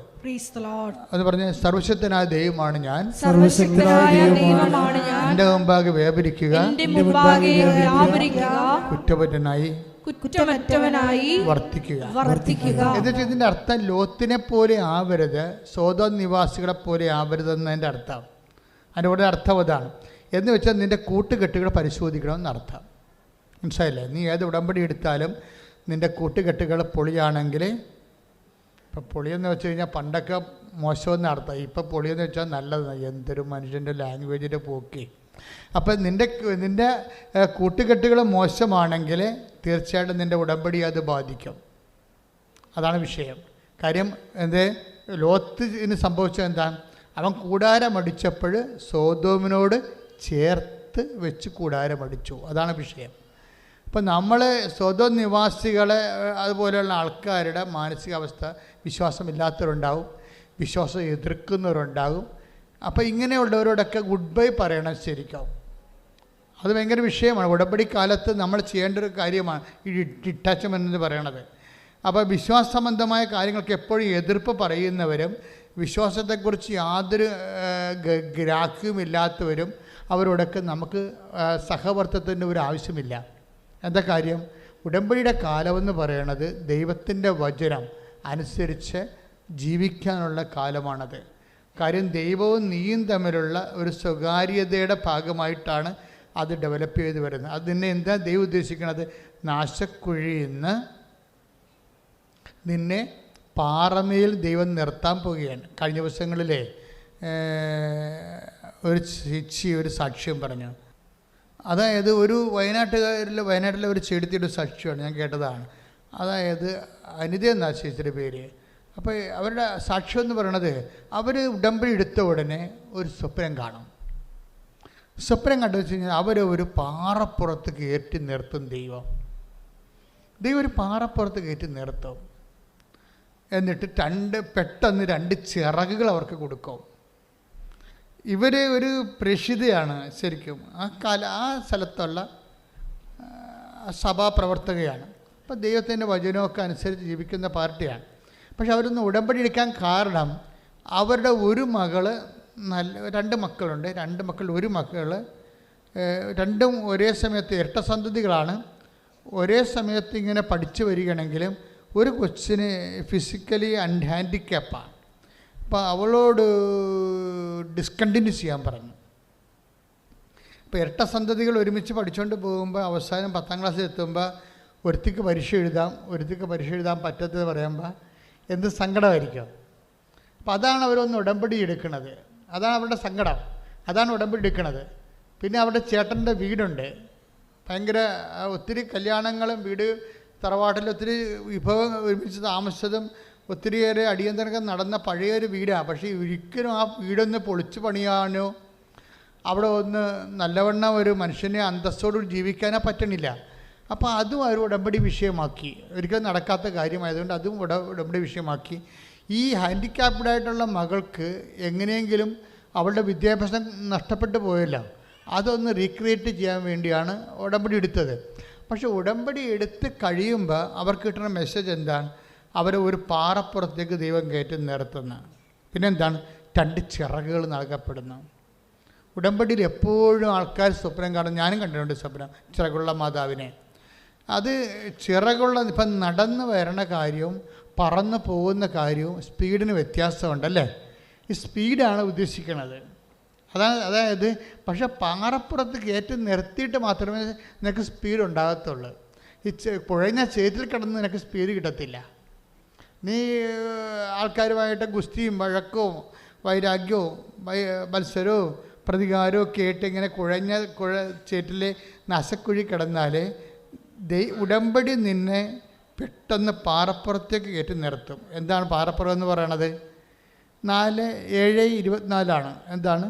ദൈവവചനം കേൾക്കുകയും അതനുസരിച്ച് ജീവിക്കുകയും ചെയ്യുന്നവരെ അതനുസരിച്ച് ജീവിക്കുകയും ചെയ്യുന്ന പാറമേൽ തന്റെ ഭവനം പണി ചെയ്ത ബുദ്ധിമാനായ മനുഷ്യന് തുല്യമാണ്. അപ്പൊ ഭവനം പാറമേൽ പണി ചെയ്യുകയാണ് ചെയ്യണത്. അതിന് ബുദ്ധിപരമായ വിഷയമായിട്ടാണ് ദൈവം കാണുന്നത്. ഇൻ്റലക്ച്വൽ ഏർപ്പാടാണത്, ബുദ്ധിപരമാണ്, ഇമോഷണൽ അല്ല. ചൊല്ലുകയാണെങ്കിൽ ഇമോഷണലാണ്, ഇല്ലേ?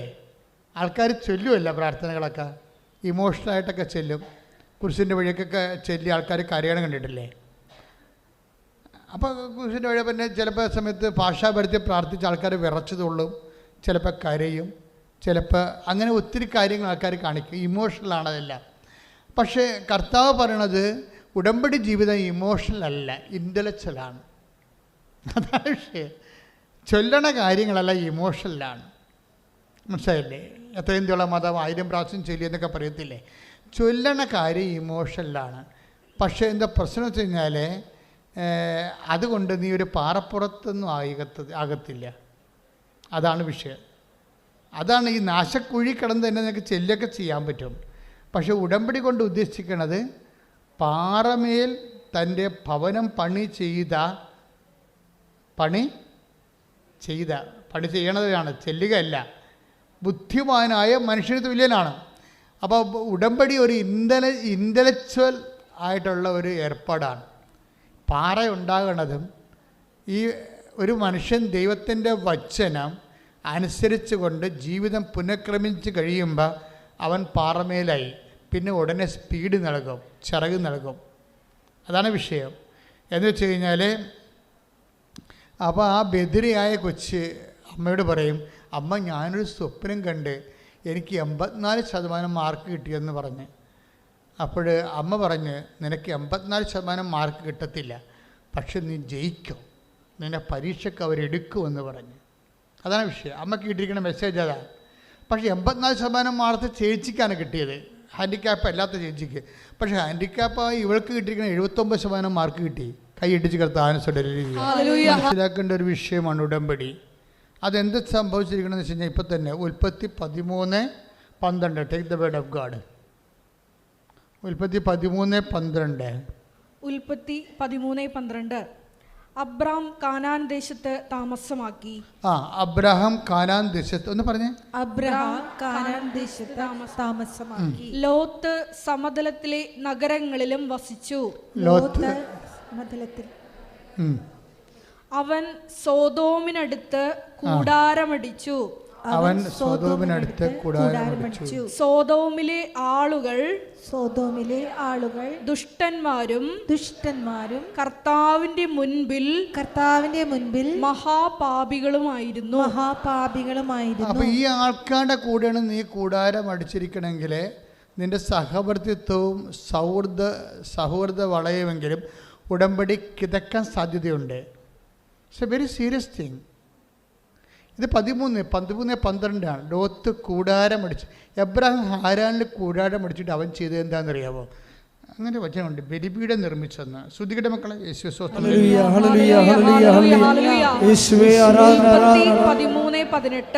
13:18 വായിച്ചോളൂ. അബ്രാം തന്റെ കൂടാരം മാറ്റി എബ്രഹാം തന്റെ കൂടാരം മാറ്റി ഹെബ്രോണിലുള്ള മാമ്രയുടെ ഓക്കുമരങ്ങൾക്ക് സമീപം താമസമാക്കി. അവിടെ അവൻ കർത്താവിന് ഒരു ബലിപീഠം നിർമ്മിച്ചു. ഇത് ഉടമ്പടിയുടെ ഭാഗമായിട്ടാണ് ബലിപീഠം വരുന്നത്. നമ്മൾ ആദ്യം മുതൽ നോക്കിയാൽ മനസ്സിലാകും. നമ്മുടെ ബലിപീഠം ഉടമ്പടിയല്ലേ? ഇല്ല, പുതിയ നിയമത്തിൽ ബലിപീഠവും കർത്താവിൻ്റെ പുതിയ ഉടമ്പടിയാണ്. അപ്പോൾ ദൈവവും മനുഷ്യനും തമ്മിലുള്ള നീ എൻ്റെ വചനങ്ങൾ നിർവർത്തിച്ചാൽ ഞാൻ നിന്നെ അനുഗ്രഹിക്കും. അതാണ് ആ വചനം നിവർത്തിക്കാനും ആ നിവർത്തിച്ചു എന്നുള്ള കാര്യം അനുഷ്ഠാനങ്ങളിലൂടെ ദൈവതിരുസന്നിധി പ്രകടമാക്കാനുള്ള ഒരു മീഡിയമാണ് ഈ ബലിപീഠമായിട്ട് വരണത്. എബ്രാഹാം ഉടനെ കവനൻ്റ് നവീകരിക്കുകയാണ് ചെയ്യണത്. ലോത്തുമായിട്ട് വിട്ടുപോരും. ലോത്തുമായിട്ട് പിന്നെ അവനെ സഹകരിക്കത്തില്ല. ലോത്തിന് വിട്ടു പോന്നിട്ട് ഹാരാനിൽ അവൻ കൂടാരം അടിക്കും. ലോത്തിൻ്റെ കൂടാരം അടിച്ചിരുന്നെങ്കിൽ കാര്യം എന്താ പ്രോബ്ലം എന്ന് വെച്ച് കഴിഞ്ഞാൽ എബ്രാഹാം ഹാരാനിൽ നിന്ന് പോന്നു. അവൻ അവിടെ വളരെ മോശമായ ഒരു സാഹചര്യത്തിൽ ജീവിച്ച ആളാണ്. അങ്ങ് എബ്രാഹാം അല്ലെങ്കിലും ആ നാട്ടുകാരെ വൃത്തികെട്ട മനുഷ്യരാണ്.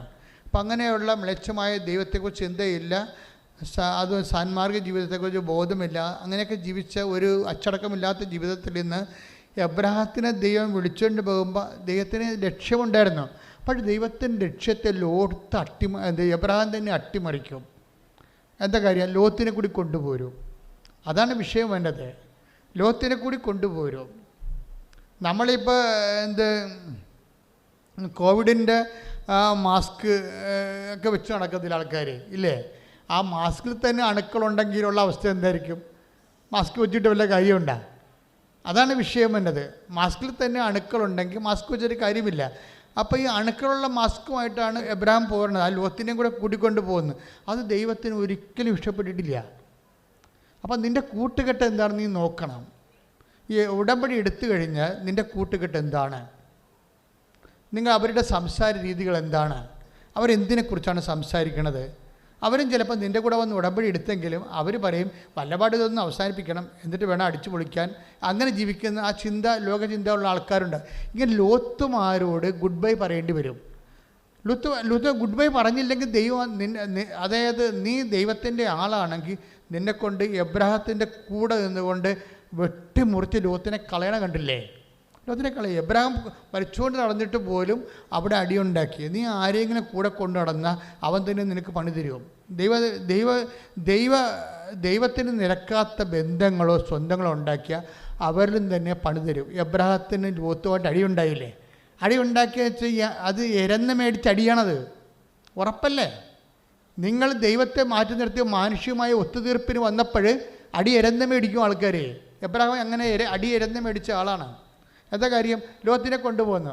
അപ്പോൾ ലോത്തിൻ്റെ ഇടയന്മാർ എബ്രഹാത്തിൻ്റെ ഇടയന്മാർ തമ്മിൽ അടിയായി. Take the word of God. ശ്രദ്ധിക്കട്ടെ. ഹല്ലേലൂയ. ഉൽപ്പത്തി 13:5-6.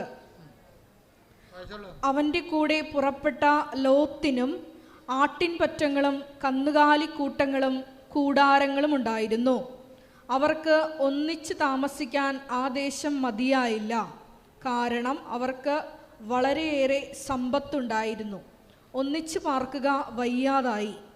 അങ്ങനെ അബ്രാമിൻ്റെയും ലോത്തിൻ്റെയും കന്നുകാലികളെ മേയ്ക്കുന്നവർ തമ്മിൽ കലഹമുണ്ടായി. Praise the Lord. ഹല്ലേലൂയ. Praise the Lord. അപ്പോൾ ഈ കലഹം എബ്രഹാം ഇരന്ന് മേടിച്ചതാണ്. മര്യാദക്ക് അവിടുന്ന് ഒറ്റക്ക് പോന്നാൽ മതിയായിരുന്നു. ഈ കാണ്ടാമൃഗത്തിനെ കെട്ടിയെടുത്തുകൊണ്ട് പോരേണ്ട ഒരു കഥയും ഇല്ലായിരുന്നു. അപ്പോൾ വിളിച്ചുകൊണ്ട് പോകുന്ന ഇപ്പം തന്നെ നിങ്ങൾക്ക് തന്നെ ചില എന്തുകൊണ്ടാണ് ചില മലയാളികൾ ഗൾഫിലും കാനഡയിലൊക്കെ പോയി കഴിഞ്ഞാൽ ബാക്കിയുള്ള ആൾക്കാരെ കൊണ്ടുപോകാത്തത്? എന്താണ്? ഇവൻ അവിടെ വന്ന് ഇവനായിട്ട് തന്നെ പണി കൊടുക്കും. എത്ര പേർക്കാണ് പണി കിട്ടിയിരിക്കുന്നത്? അപ്പോൾ കൊണ്ടുപോകുമ്പോൾ നേരത്തെ നിങ്ങൾ മുൻകൂർ ജാമ്യം എടുക്കണത് നിന്നെ ഞാൻ കൊണ്ടുപോവുകയാണ്. അവസാനം നീ വന്ന് അവിടെ വന്ന് എനിക്കിട്ട് പണി ചെയ്യരുത്. എന്താ കാര്യത്തിൽ കഴിഞ്ഞാൽ ഇവൻ ഈ കൊണ്ടുപോകണവന് വിദ്യാഭ്യാസം ഉണ്ടാകും കൂടുതൽ, മറ്റവന് കൊണ്ടുപോയവന് വിദ്യാഭ്യാസം കുറവായിരിക്കും. ഇവൻ അവിടെ ചെന്നിട്ട് ഇവൻ മാനേജറാകും. മാനേജറായിട്ട് ഇവനെ എങ്ങനെയും പുറത്ത് പോച്ച് അടിക്കാനായിരിക്കും നോക്കേണ്ടത്. അപ്പോൾ ഇങ്ങനെ മ്ലേച്ഛന്മാരായ മനുഷ്യർ ലോകത്ത് ഇത്തിരി ഉണ്ടാകും.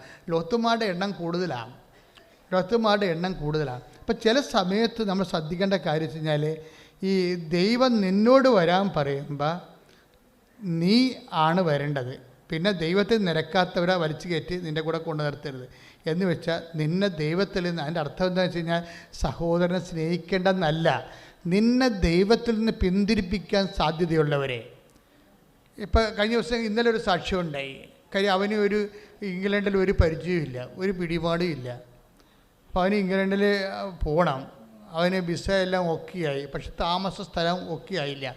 അപ്പോൾ ആ മാതാവിൻ്റെ അടുത്ത് വന്ന് കണ്ണീരിട്ട്, മാതാവേ എനിക്ക് താമസിക്കാൻ ഒരു പരിചയവുമില്ല, ഞാൻ എൻ്റെ നാട് തന്നെ ഒരിടത്തും പുറത്ത് പോയിട്ടില്ല, പിന്നെ ഞാൻ ഇംഗ്ലണ്ടിൽ പോയിട്ട് ഇവിടെ പോയി താമസിക്കാനാണ് എന്ന് പറഞ്ഞുകൊണ്ട് ഇവൻ മാതാവിൽ നിന്ന് കരചെയ്യാൻ. അപ്പം അമ്മയുടെ രീതി എന്ന് വെച്ചാൽ അമ്മയുടെ എല്ലാ സ്റ്റോക്ക് ഉണ്ടല്ലോ, അമ്മ ഇങ്ങനെ കലവറ കാണിച്ചു കൊടുക്കുക. ഉടനെ അമ്മ അവനൊരു ഇൻറ്റിമേഷൻ കൊടുത്തു, നീ ചുമ്മാ UK ഫ്രണ്ട്സിൻ്റെ ഇൻ്റർനെറ്റിലൊന്ന് സെർച്ച് ചെയ്യാൻ പറഞ്ഞപ്പോൾ ഒരു സെർച്ചിൽ ഒരു ചേട്ടായിയെ കണ്ട്. അപ്പോൾ ഉടനെ ചേട്ടായി പണ്ട് ഇവൻ്റെ കൂടെ പ്രവർത്തിച്ചതാണ് ഈ ജീസസ് യൂത്തിൽ. അപ്പോൾ ഇവൻ പറഞ്ഞ്, ചേട്ടായി ഞാൻ അങ്ങോട്ട് വരാൻ ഉദ്ദേശിക്കുന്നു, എനിക്ക് താമസിക്കാൻ സ്ഥലമൊന്നുമില്ല. അപ്പോൾ ഉടനെ ചേട്ടായി പറഞ്ഞു, നീ എളുപ്പം കയറി പോരൂ, നമ്മളിവിടെ 3 ക്രിസ്ത്യൻസാണ് ഉള്ളത്, 5 പേരുണ്ട്, 2 പേര് നോൺ ക്രിസ്ത്യൻസാണ്, 3 പേര് ക്രിസ്ത്യൻസാണ്. എൻ്റെ കാറിലാണ് അവരെ ഞാൻ പള്ളി കൊണ്ടുപോകുന്നത്, നിന്നെ ഞാൻ കൊണ്ടുപോയിക്കൊള്ളാം, എളുപ്പം വരാം പറയാം. അപ്പോൾ പെട്ടെന്നാണ് എൻ്റെ മക്കൾ, നിങ്ങൾ സത്യസന്ധമായിട്ടാണ് ദൈവത്തിൻ്റെ അടുത്ത് നിങ്ങൾ ഉപ്പ് നോക്കാൻ, ഉടമ്പടി ഉപ്പ് നോക്കാൻ വന്നാൽ മിക്കവാറും ചുണ്ട് നോക്കി തമ്പരാൻ നല്ല വീക്ക് തരാൻ സാധ്യതയുണ്ട്. അത് ദൈവത്തെ പരീക്ഷിക്കാൻ വരികയാണ്. മറിച്ച് ജീവിക്കാൻ നിവൃത്തിയില്ലാതെ ദൈവമേ നീ മാത്രമേ ഉള്ളൂ, നീ എന്നെ രക്ഷിച്ചില്ലെങ്കിൽ ഞാൻ രക്ഷിക്കപ്പെടാത്തവനായി ജീവിക്കും എന്ന് പറഞ്ഞ് കണ്ണീരിട്ട് കഴിഞ്ഞാൽ കർത്താവ് ചൂണ്ടിക്കാണിച്ചു തരും. നീ നടക്കേണ്ട വഴി നിൻ്റെ മുഖത്ത് നോക്കി ഞാൻ നിന്നെ ഉപദേശിക്കും. അപ്പം അങ്ങനെ പെട്ടെന്നെല്ലാം സെറ്റാവും. ദൈവത്തിൻ്റെ ഒരു വിടലെന്ന് വെച്ചാൽ ഉടനെ ചിറക് കിട്ടണമെന്നില്ല. ആ ചേച്ചിയുടെ മെസ്സേജ് എന്താ, വളരെ കുഴഞ്ഞു മറിഞ്ഞ ഒരു സാഹചര്യത്തിൽ നിന്ന് പാറമേൽ ദൈവം കയറ്റി നിർത്തിയിട്ട് 2 ചിറക് കൊടുത്തു. ചിറക് കൊടുത്തെന്ന് വെച്ച് കഴിഞ്ഞാൽ സ്പീഡാക്കിയെന്ന് എൻ്റെ അർത്ഥം.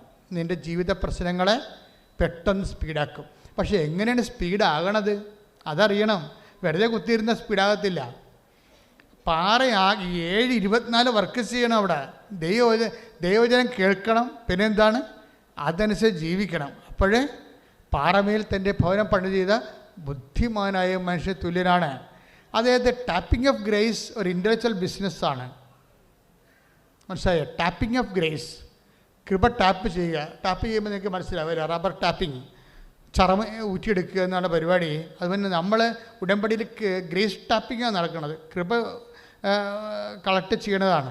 അത് ഒരു ഇമോഷണൽ വിഷയമല്ല, ബുദ്ധിമാനായ മനുഷ്യന് തുല്യനാണെന്ന്. അത് ഇൻ്റലക്ച്വലായിട്ടുള്ള ഒരു എൻഡവറ വിഷയമാണ്. അപ്പോൾ എന്തുമാത്രം നിങ്ങൾ അത് ചെയ്യുന്നു, എന്തുമാത്രം ചെയ്യുന്നു, ബുദ്ധിപരമായിട്ട് ആ വിഷയം ചെയ്യുന്നു, ചൊല്ലിയത് കൊണ്ട് കാര്യമില്ല.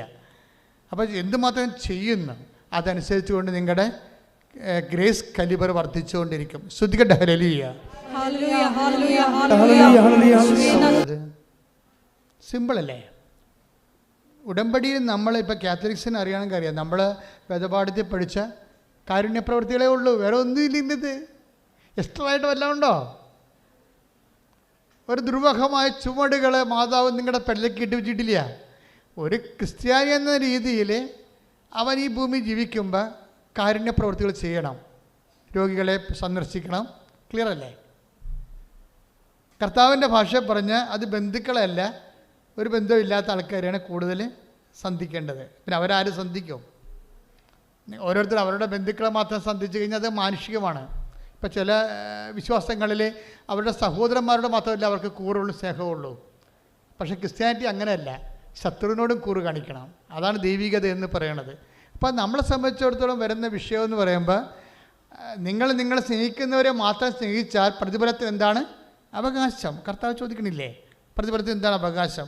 അപ്പോൾ നമ്മളെ സംബന്ധിച്ചിടത്തോളം ഇൻ്റലക്ച്വൽ ഇൻവെസ്റ്റ്മെൻ്റ് എന്ന് പറയുമ്പോൾ നമ്മൾക്ക് നേരിട്ട് റിട്ടേൺസ് ഒന്നും ഇല്ലാത്ത വിഷയങ്ങളിൽ കൂടുതൽ ഇൻവെസ്റ്റ്മെൻറ്റ് ചെയ്യണം. അതാണ് സിമ്പിളും. ഉടമ്പടി ഏറ്റവും നന്നായിട്ട് വർക്ക് ചെയ്യാനുള്ള സ്ഥലം. നമുക്ക് ഡയറക്റ്റ് ഇൻവെസ്റ്റ്മെൻ്റ് ഇല്ല, ഈ റിട്ടേൺസ് ഇല്ലാത്ത. എന്താ അങ്ങനെ പറഞ്ഞെന്നറിയാവോ? നിങ്ങൾ വസ്ത്രം വാങ്ങിച്ചു, ഇപ്പോൾ നിങ്ങൾ കുറേ വസ്ത്രം കൊണ്ട് തന്നിട്ടുണ്ട്. ഇപ്പോൾ ഞങ്ങളൊരു ഓപ്പൺ കൗണ്ടർ ഇടാൻ പോവുകയാണ്. അപ്പോൾ നിങ്ങളുടെ കൂട്ടത്തിൽ തന്നെ പാവപ്പെട്ടവർ കാണത്തില്ലേ, ഇല്ലേ? അവർക്ക് ഞങ്ങളുടെ അടുത്ത് വന്നിട്ട് പറയാം, ഞങ്ങൾക്ക് എൻ്റെ മകൾക്ക് സ്കൂളിൽ പഠിക്കുകയാണ്, എൻ്റെ പപ്പായ്ക്ക് ഇന്ന ജോലിയാണ്, ഉടുപ്പില്ല, ഉടുപ്പ് കുറവാണ്. അപ്പോൾ ഈ ഉടുപ്പുണ്ടെങ്കിൽ അപ്പം ഞങ്ങൾ നിങ്ങളുടെ പേരെഴുതിയിട്ട് നിങ്ങൾ കയറി നോക്കാൻ പറയും. 10,000 ഉടുപ്പോടെ ഇരിപ്പുണ്ട്, നിങ്ങൾക്ക് ഇഷ്ടമുള്ള ഉടുപ്പ് എടുക്കാൻ പറയും. അതാണ് ഇപ്പോഴത്തെ. ഇനിയിപ്പോൾ അടുത്ത മാസം മുതൽ അത് വർക്കൗട്ട് ചെയ്യും. നമ്മൾ മുറികളൊന്നും റെഡിയായിക്കൊണ്ടിരിക്കുകയും ഇവിടെ വരുന്നവർ തന്നെ ഇവിടെ ഇപ്പോൾ ഒത്തിരി ഉടുപ്പുകൾ നമുക്ക് തരുന്നുണ്ട് ആൾക്കാർ കൊണ്ടുവന്ന്. പുതിയ ഉടുപ്പുകളാണ് പലതും തരുന്നത്. അപ്പം നിങ്ങളുടെ കൂട്ടത്തിൽ തന്നെ പാവപ്പെട്ടുണ്ടാകത്തില്ലേ? അപ്പോൾ അവരങ്ങനെ കയറി നോക്കി അതിൻ്റെ അകത്തൊരു പോക്കണം കേട്ടെന്ന് വിചാരിക്കരുത്. എൻ്റെ അമ്മ മാതാവിൻ്റെ ഉടുപ്പല്ലേ, അല്ല ജോസഫത്തിൻ്റെയും കൃപാസത്തിൻ്റെ ഉടുപ്പല്ലല്ല, എൻ്റെ ദൈവത്തിൻ്റെ ഉടുപ്പല്ലേ ഞാൻ തന്നെ. അത് അങ്ങനെ ചിന്തിച്ചാൽ മതി, വേറെ ചിന്തിക്കേണ്ട, മനുഷ്യമായി ചിന്തിക്കേണ്ട കാര്യമില്ല. എൻ്റെ അമ്മ മാതാവിൻ്റെ ഉടുപ്പാണ്, അത് ഞാൻ നോക്കട്ടെ എന്ന് നോക്കിയിട്ട് നിങ്ങൾ നോക്കണമ്പോൾ നിങ്ങൾക്ക് പറ്റുന്ന ഉടുപ്പ് ആർക്കാണ് പറ്റുന്നത് അതുണ്ടെങ്കിൽ നോക്കി എടുത്തിട്ട് ഡിനോട്ട് ചെയ്ത് പോകണം. അടുത്ത പ്രാവശ്യം വരുമ്പോൾ അത് ഞങ്ങൾ നിങ്ങളുടെ പേരിൽ പൊതിഞ്ഞ് വെച്ചേക്കും, നിങ്ങൾക്ക് ഈസിയായിട്ട് കൊണ്ടുപോകാൻ പറ്റും. അതെന്താ സംഭവിക്കണമെന്ന് വെച്ച് കഴിഞ്ഞാൽ അങ്ങനെ നമ്മൾ ചെയ്യുമ്പോൾ അതിൻ്റെ അകത്ത് അത് തന്ന ആൾക്കാരുടെ ബന്ധുക്കൾക്കല്ല നമ്മൾ കൊടുക്കണത്. ആണോ? അല്ല, ദൈവത്തിൻ്റെ ബന്ധുക്കൾക്കാണ് കൊടുക്കുന്നത്. ദൈവത്തിൻ്റെ വചനം അനുസരിച്ച് ജീവിക്കാൻ ഉടമ്പടി എടുത്തിരിക്കുന്ന ആൾക്കാർക്കാണ് നമ്മൾ കൊടുക്കണത്, അല്ലേ? ദൈവത്തിൻ്റെ ബന്ധുക്കൾക്കാണ് അത് കൊടുക്കണത്. അങ്ങനെ കൊടുക്കുമ്പോൾ ഇൻ്റലക്ച്വൽ ഇൻവെസ്റ്റ്മെൻറ്റായി, ബുദ്ധിപരമായ നിക്ഷേപമായി. കാര്യത്തിൽ നിങ്ങൾക്ക് റിട്ടേൺസ് ഇല്ലല്ല, നിങ്ങൾക്ക് അതിൽ നിന്ന് നേരിട്ട് കിട്ടണില്ല. അപ്പോൾ ഇപ്പം നിങ്ങൾ ദാനധർമ്മം ചെയ്യുന്ന ആൾക്കാരല്ലേ, ആവശ്യത്തിന് ദാനധർമ്മം ചെയ്യുന്ന ആൾക്കാരാണ്. പക്ഷേ നിങ്ങൾക്ക് ഡയറക്റ്റ് റിട്ടേൺസ് ഉണ്ട്. കാര്യം എന്താണ്? ഒന്നുമില്ലെങ്കിൽ പള്ളിപ്പോകാനെങ്കിലും അവരെ കൂട്ടുവരുമല്ല നിങ്ങളുടെ കൂടെ. അതാണ് പ്രശ്നം. അതപ്പോൾ എന്തെങ്കിലും ഡയറക്റ്റ് റിട്ടേൺസ് ഉണ്ടെങ്കിൽ അത് ഇമോഷണൽ ഇൻവെസ്റ്റ്മെൻറ്റാണ്, ബൗദ്ധികമല്ല. അതൊരു വൈകാരികമായ. അപ്പം നിങ്ങൾക്ക് നിങ്ങളെ നാളെ സഹായിക്കും. നിങ്ങളെ സഹായിക്കുമെന്ന് വിചാരിച്ചിട്ട് അവർക്ക് മാത്രം നിങ്ങൾ സഹായം കൊടുത്താൽ ഇമോഷണൽ ഇൻവെസ്റ്റ്മെൻറ്റാണ്, വൈകാരിക നിക്ഷേപമാണ്, റീഫണ്ട് ചെയ്യത്തില്ല. അതാണ് വിഷയം. അതുകൊണ്ടാണ് ഈശോ പറഞ്ഞത്, എൻ്റെ വചനം കേട്ടിട്ട് പാറമേൽ ഭവനം പറയുന്നത് ബുദ്ധിമാനായ മനുഷ്യന് തുല്യമാണ്. ഉടമ്പടി ഒരു ഇൻ്റലക്ച്വൽ ആയിട്ടുള്ള ഇൻവെസ്റ്റ്മെൻറ്റാണ്. അതുകൊണ്ട് നിങ്ങൾക്ക് റിട്ടേൺസ് വൈകാരികമായിട്ടുള്ള ബന്ധങ്ങളിൽ നിന്ന് കിട്ടത്തില്ല, ദൈവത്തിൽ നിന്ന് നേരിട്ടേ കിട്ടത്തുള്ളൂ. അങ്ങനെയുള്ള ഇൻവെസ്റ്റ്മെൻറ്റാണ് ഇവിടെ വേണ്ടത്. അതുകൊണ്ടാണ് ചില ആൾക്കാർ ഗവൺമെൻറ് ആശുപത്രിയിൽ പോണതും രോഗികളെ കാണുന്നതും കയ്യിലുള്ള മടക്ക് അവർക്ക് എന്തെങ്കിലും ഉണ്ടെങ്കിൽ അവർക്ക് കൊടുക്കണതും എല്ലാം. എന്താ അവർ നമുക്കറിയത്തില്ല, ഇനി ജന്മത്തിൽ അവർ കാണാനും പോണില്ല. അത് ബുദ്ധിപരമാണ്. അത് ബുദ്ധിമാനായ മനുഷ്യനെന്ന് ഈശോ പറഞ്ഞ കാര്യം അതാണ്. എൻ്റെ വചനം കേൾക്കുകയും അത് ജീവിക്കുകയും ചെയ്യുന്നവർ പാറമേൽ പണി ചെയ്ത ബുദ്ധിമാനായ മനുഷ്യ തുല്യനാണ്. ഇൻ്റലക്ച്വൽ ഇൻവെസ്റ്റ്മെൻറ്റാണ്, വൈകാരികമല്ല, ബന്ധു സഹജമല്ല ആ വിഷയം. അപ്പം അങ്ങനെയുള്ള ഒരു ഇൻവെസ്റ്റ്മെൻറ്റ് നടത്തുമ്പോൾ അതിൻ്റെ കൗണ്ടർ പാർട്ട് ദൈവം മാത്രമാണ്, മനുഷ്യനല്ല. നമ്മൾ സഹായിക്കുന്നത് ആരെയാണ്? ദൈവത്തെയാണ്. എന്തുകൊണ്ടാണ് നമ്മൾ ദൈവത്തെ സഹായിക്കണത്? എന്തുകൊണ്ടാണ് നമ്മൾ ദൈവത്തെ സഹായിക്കണത്? ആ ഇൻ്റലിജൻ്റ് ക്വസ്റ്റ്യനാണിത്. ഉടമ്പടിയിൽ എന്തുകൊണ്ടാണ് നമ്മൾ ദൈവത്തെ സഹായിക്കണത്? കാരണം നമുക്ക് ബന്ധം സ്വന്തമല്ലാത്ത ആൾക്കാർക്കാണ് നമ്മുടെ സഹായം കൊടുക്കണമെങ്കിൽ നമുക്ക് വേണ്ടി തന്നെ അല്ല സഹായം കൊടുക്കണം, ദൈവത്തിനാണ് കൊടുക്കുന്നത്. എന്തുകൊണ്ടാണ് നമ്മൾ ദൈവത്തെ സഹായിക്കാൻ കാരണം? അങ്ങനെ സഹായിക്കുമ്പോൾ എന്താ സംഭവിക്കണത്? എന്താ വിഷയം എന്ന് വെച്ച് കഴിഞ്ഞാൽ, ഇപ്പോൾ ഒരു മരിയൻ ഇൻവെസ്റ്റ്മെൻറ്റിൻ്റെ ഒരു മരിയൻ മോഡ് ഓഫ് ഇൻവെസ്റ്റ്മെൻറ്റ് അതാണ്. അമ്മ മാതാവിൻ്റെ ഒരു രീതികളുണ്ട്. അമ്മ മാതാവിൻ്റെ രീതി എന്ന് വെച്ചാൽ, ഇപ്പോൾ ഉദാഹരണത്തിന് ഇപ്പോൾ അമ്മ ഓരോ കാര്യം ചെയ്യും. ഇപ്പോൾ വേദപാഠ പുസ്തകത്തിലുണ്ട്, ഞാൻ രോഗിയായിരുന്നു, നിങ്ങളെന്നെ സന്ദർശിച്ചു. രോഗികളെ സന്ദർശിക്കുക, മരിച്ചവരെ അടക്കുക. ഇപ്പോൾ നമ്മൾ അടക്കാൻ ചെല്ലുമ്പോൾ മണ്ണിടത്തില്ലേ, അതൊക്കെ മരിച്ചവരെ അടക്കുന്നതിൻ്റെ ഭാഗമായിട്ട് എടുത്ത കാരുണ്യ പ്രവൃത്തിയാണ്. അല്ലാതെ അവരുമായിട്ട് ബന്ധം പിരിയണം, മണ്ണാങ്കട്ടയും കാര്യങ്ങളൊന്നും അല്ല. അതൊക്കെ ചുമ്മാ അലവലാദികൾ ആരോട് പറഞ്ഞ് സംഭവം മരിച്ചവരെ അടക്കുക എന്നുള്ള പുണ്യപ്രവൃത്തിയാണ്. ആ മരിച്ചവരെ അടക്കാൻ നമുക്ക് പറ്റണത് ഒരു തവി മണ്ണെടുത്ത് അതിൻ്റെ തിടുകയാണ്. അത് പുണ്യപ്രവൃത്തിയാണത്. മരിച്ചടക്കുക അത് കാരുണ്യപ്രവൃത്തിയാണ്. പക്ഷേ കാരുണ്യപ്രവൃത്തി നിങ്ങൾക്ക് വേണമെങ്കിൽ ഇപ്പോൾ ചില പിള്ളേർ കുഴിക്കലൊക്കെ ചെല്ലുമ്പോൾ ഞാനും ഒരു 10,700 ചവടച്ചിട്ടുണ്ട്. അപ്പോൾ ചില പിള്ളേരവിടെ വന്നിട്ട് വാരി എറിയണ കാണാം. അടക്കി കഴിയുമ്പോഴേ കൊച്ചു പിള്ളേരൊക്കെ ഉണ്ടാകുമല്ലോ അടക്കണ സ്ഥലത്ത്. അപ്പോൾ അവർ ആ കുഴിക്കാനുള്ള മണ്ണ് വാരി ഇടും. അവർക്ക് എന്ത് വല്ല പൊത്തും പോലെ ഉണ്ട്. ഇങ്ങനെയും നമുക്ക് കാരുണ്യപ്രവൃത്തി ചെയ്യാം. മനസ്സിലായില്ല? മരിച്ചവരെ അടക്കുന്ന പോലെ വാരിയിടാം. അതല്ല, അങ്ങനെയുള്ള അഭ്യാസങ്ങളല്ല സംഭവം. മരിയൻ മോഡ് ഓഫ് ഇൻവെസ്റ്റ്മെൻ്റ് എന്ന് പറയണത്, ഇപ്പം അമ്മ യേശുവിനെ സ്വീകരിക്കാനും യേശുവിനെ കൊടുക്കാനും ഒരു മരിയൻ മെത്തേഡ് നമ്മൾക്ക് നമ്മുടെ മുമ്പിൽ കൊണ്ടുവന്നിട്ടുണ്ട്. എന്താ കാര്യം? എന്ത് ഇൻവെസ്റ്റ്മെൻറ്റ് നടത്തുന്ന സമയത്തെല്ലാം ഇവരെന്നാ ഈ പെട്രോൾ അടിക്കുന്ന സ്ഥലത്ത് മൊബൈൽ ഓഫ് ചെയ്യാൻ പറയത്തില്ലേ, അല്ലേ? പെട്രോൾ അടിക്കുന്ന സ്ഥലത്ത് നമ്മൾ മൊബൈൽ ഓഫ് ചെയ്യാൻ പറയും. ഇതുപോലെ ഇന്ധനം നിറക്കണ സമയത്തൊക്കെ അമ്മ നിശബ്ദയായിരിക്കും. പവർ അടിക്കണ സമയത്തേ അമ്മ നിശബ്ദയായിരിക്കും. ബൈബിൾ എന്താ പറയണത്? ഹൃദയത്തിൽ സംഗ്രഹിച്ചെന്നാണ് പറയണത്. ഇന്ധനം നിറയ്ക്കണം എന്നർത്ഥം പവർ ആർജിക്കുകയാണ്. അമ്മ ഒന്നാമത്തെ ഇവർ ബോധജ്ഞാനത്തിന് സിംഹാസനമാണ്. നിങ്ങൾക്ക് തോന്നുന്നുണ്ടാവും ഉടമ്പടി ഇത്രയും ഇടിവെട്ട് കത്താൻ കാര്യം ഇതിനകത്തും ഇടിവെട്ട് സ്പിരിച്വാലിറ്റിയാണ്, മരിയ സ്പിരിച്വാലിറ്റിയാണ്. എന്താ കാര്യം? ഇവർ ഇന്ധനം നിറക്കണ സമയമൊക്കെ അവർക്ക് നല്ലവണ്ണം അറിയാം.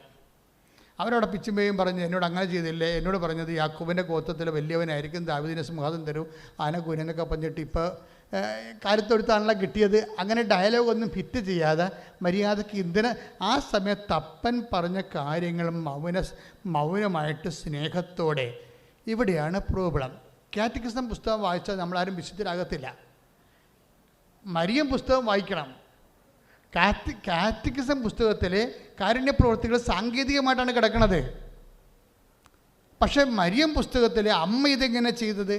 അമ്മ ആ ജോലി ചെയ്തത് out of love, out of faith, out of fidelity, out of commitment. 4 കാര്യങ്ങളിലാണ് അമ്മ ഇത് ചെയ്തിരിക്കുന്നത്. ഉടമ്പടിയുടെ ഓരോ കാര്യങ്ങളും അമ്മ ചെയ്ത പോലെ ചെയ്യണം. അപ്പോഴാണ് ഈ സംഭവം പാറമേൽ കയറ്റി നിർത്താൻ പറ്റണത്. അപ്പോഴാണ് ഈ ചിറകടിക്കണത്. മനസ്സിലായില്ലേ? ഇതിന് ടെക്നിക്കാലിറ്റി മനസ്സിലാക്കണം. എന്ന് വെച്ച് കഴിഞ്ഞാൽ അമ്മ എന്താ ചെയ്തത്? അമ്മ ഈജിപ്തിലോട്ട് പോകാൻ പറയുമ്പോഴും ആൾ ചൊരക്കുഞ്ഞിനെയും കൊണ്ട് പായും. പക്ഷെ ആരോടും പരാതി പറയത്തില്ല. അവരോടും അവസാനം അത്യുവിൻ്റെ പുത്രന് ആയിരിക്കും എന്നൊക്കെ പറഞ്ഞിട്ട് അവസാനം ഒരു അത്തിൻ്റെ പുത്രനെ പുള്ളിക്കാരത്ത് തന്നെ രക്ഷിക്കാൻ വേണ്ടി 4 കാലേബിന് ഓടേണ്ട ഒരു അവസ്ഥ വന്നില്ലേ? അപ്പോൾ വിശ്വാസം ജീവിതമായിട്ട് ഒരിക്കലും പൊരുത്തപ്പെടുന്നില്ല. വിശ്വാസത്തിൽ കേട്ടതും വചനത്തിൽ കേട്ടതെന്ത്, ജീവിതത്തിൽ നടക്കണതെന്ത് തമ്മിൽ കടലും കടലാടിയും പോലെ ബന്ധമില്ലാത്തപ്പോൾ ഇവർ പൂർണ്ണ നിശബ്ദത പാലിച്ചിട്ട് ഇന്ധനം നിറക്കുന്ന നിശബ്ദത പാക്ക് ചെയ്യും. അത് അതിമനോഹരമായ. അമ്മ എന്തുകൊണ്ടാണ് ഹൃദയത്തിൽ സംഗ്രഹിച്ചത്? അമ്മ എന്തുകൊണ്ടാണ് ഈ നിശബ്ദത പാലിച്ചപ്പോൾ അമ്മ അവിടെ ഉപയോഗിച്ചിരിക്കുന്ന ബുദ്ധി എന്താണ്? അതായത് ഇന്ധനം നിറക്കുകയാണ്, അപ്പായുടെ ശക്തി നിറക്കുകയാണ്, അപ്പായുടെ കൃപ നിറയുകയാണ്. അത് അവിടെ പാലിക്കേണ്ടത് സമർപ്പണമാണ്. ഇതാ കർത്താവിൻ്റെ ദാസി, അങ്ങയുടെ വചനം പോലെ എന്നിൽ നിറവേറട്ടെ. അതാണ് നിശബ്ദതയുടെ അടിസ്ഥാനം. ഇതാ കർത്താവിൻ്റെ ദാസി. ഓരോ ചെയ്ത്തിലും അമ്മ പറയാതെ പറഞ്ഞുകൊണ്ടിരുന്നത് behold the hand made of the load. ഉടമ്പടി എടുക്കുന്ന ആൾക്കാർ ദൈവത്തിൻ്റെ ഹാൻഡ് മെയ്ഡ് ഓഫ് ദി ലോഡാണ്, ദൈവത്തിൻ്റെ ദാസനാണ്. അവനധികം സംസാരിക്കുകയില്ല. എൻ്റെ ദാസൻ സംസാരിക്കത്തില്ലെന്ന് പറഞ്ഞില്ലേ? അവൻ ചതഞ്ഞ് ഞാൻ കണ്ണ് ഒടിക്കത്തില്ല, പുതഞ്ഞ തിരിക്കെടുത്തത്തില്ലെന്ന് ഐസയ 53:7 പറയുന്നില്ലേ? അതായത് നിങ്ങൾക്ക് ലഭിക്കുന്ന ഏതെങ്കിലും വൈരുദ്ധ്യാത്മകമായിട്ടുള്ള അനുഭവങ്ങൾ കാരണം ദൈവമായിട്ട് നിങ്ങൾ യുദ്ധത്തിന് പോകരുത്. It is nonsense, it is emotional. അത് ഒരു അയുക്തികമാണ്, അതേസമയം തന്നെ വൈകാരികമാണ്. പക്ഷേ you must have Marian mode of investment that is intellectual. നിങ്ങൾക്ക് മാതാവിനെ പോലെയുള്ള ഒരു നിക്ഷേപ മാനസികാവസ്ഥ ഉണ്ടാകണം. അത് ബുദ്ധിപരമാണ്. എന്താണ്? ഇപ്പം തന്നെ 119 സങ്കീർത്തനം 11 വാക്യം വായിക്കുക. ശ്രുതികട്ടെ. യേശുവേ നന്ദി, യേശുവേ സ്തുതി. ഹല്ലേലൂയ ഹല്ലേലൂയ ഹല്ലേലൂയ ഹല്ലേലൂയ.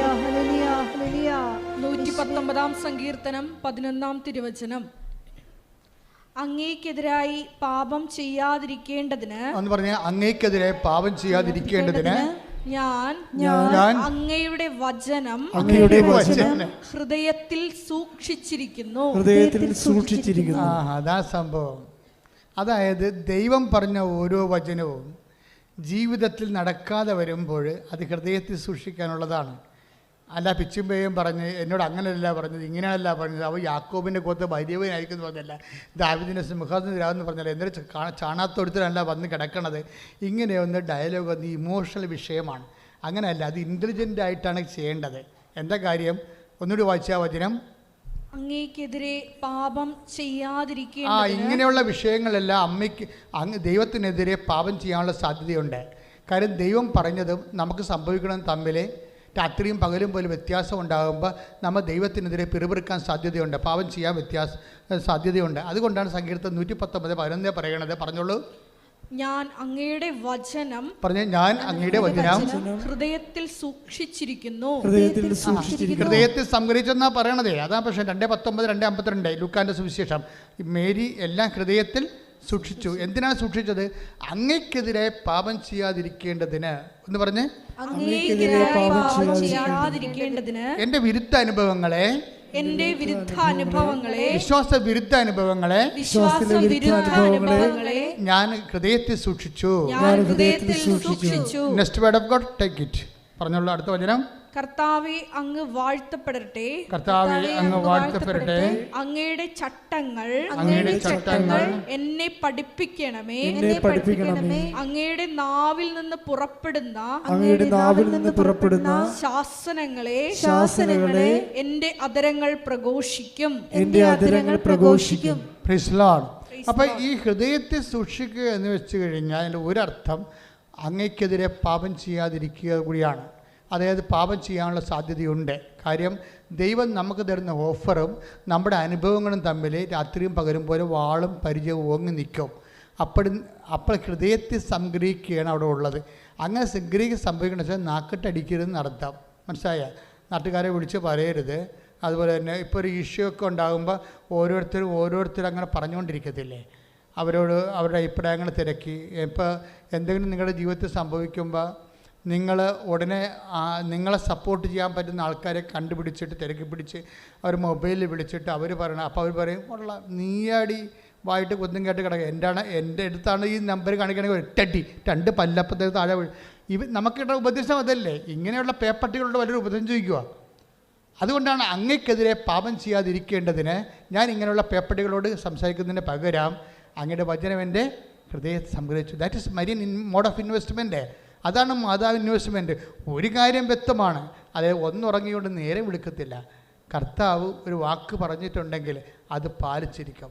കഴിഞ്ഞ ധ്യാനത്തിൽ എന്താ ഈശോ പറഞ്ഞത്? ചില വചനങ്ങൾ ഞാൻ ഈ ഭൂമി വെച്ച് അവരോട് പാലിക്കത്തില്ല, പക്ഷെ അവരോട് നീ പറയണം. അത് പാലിക്കുന്ന ഒരു സമയത്ത് അവർ കൃപയുടെ സാമ്രാട്ടുമാരായി മാറും. കൈയിടിച്ച് കർത്താവിനെ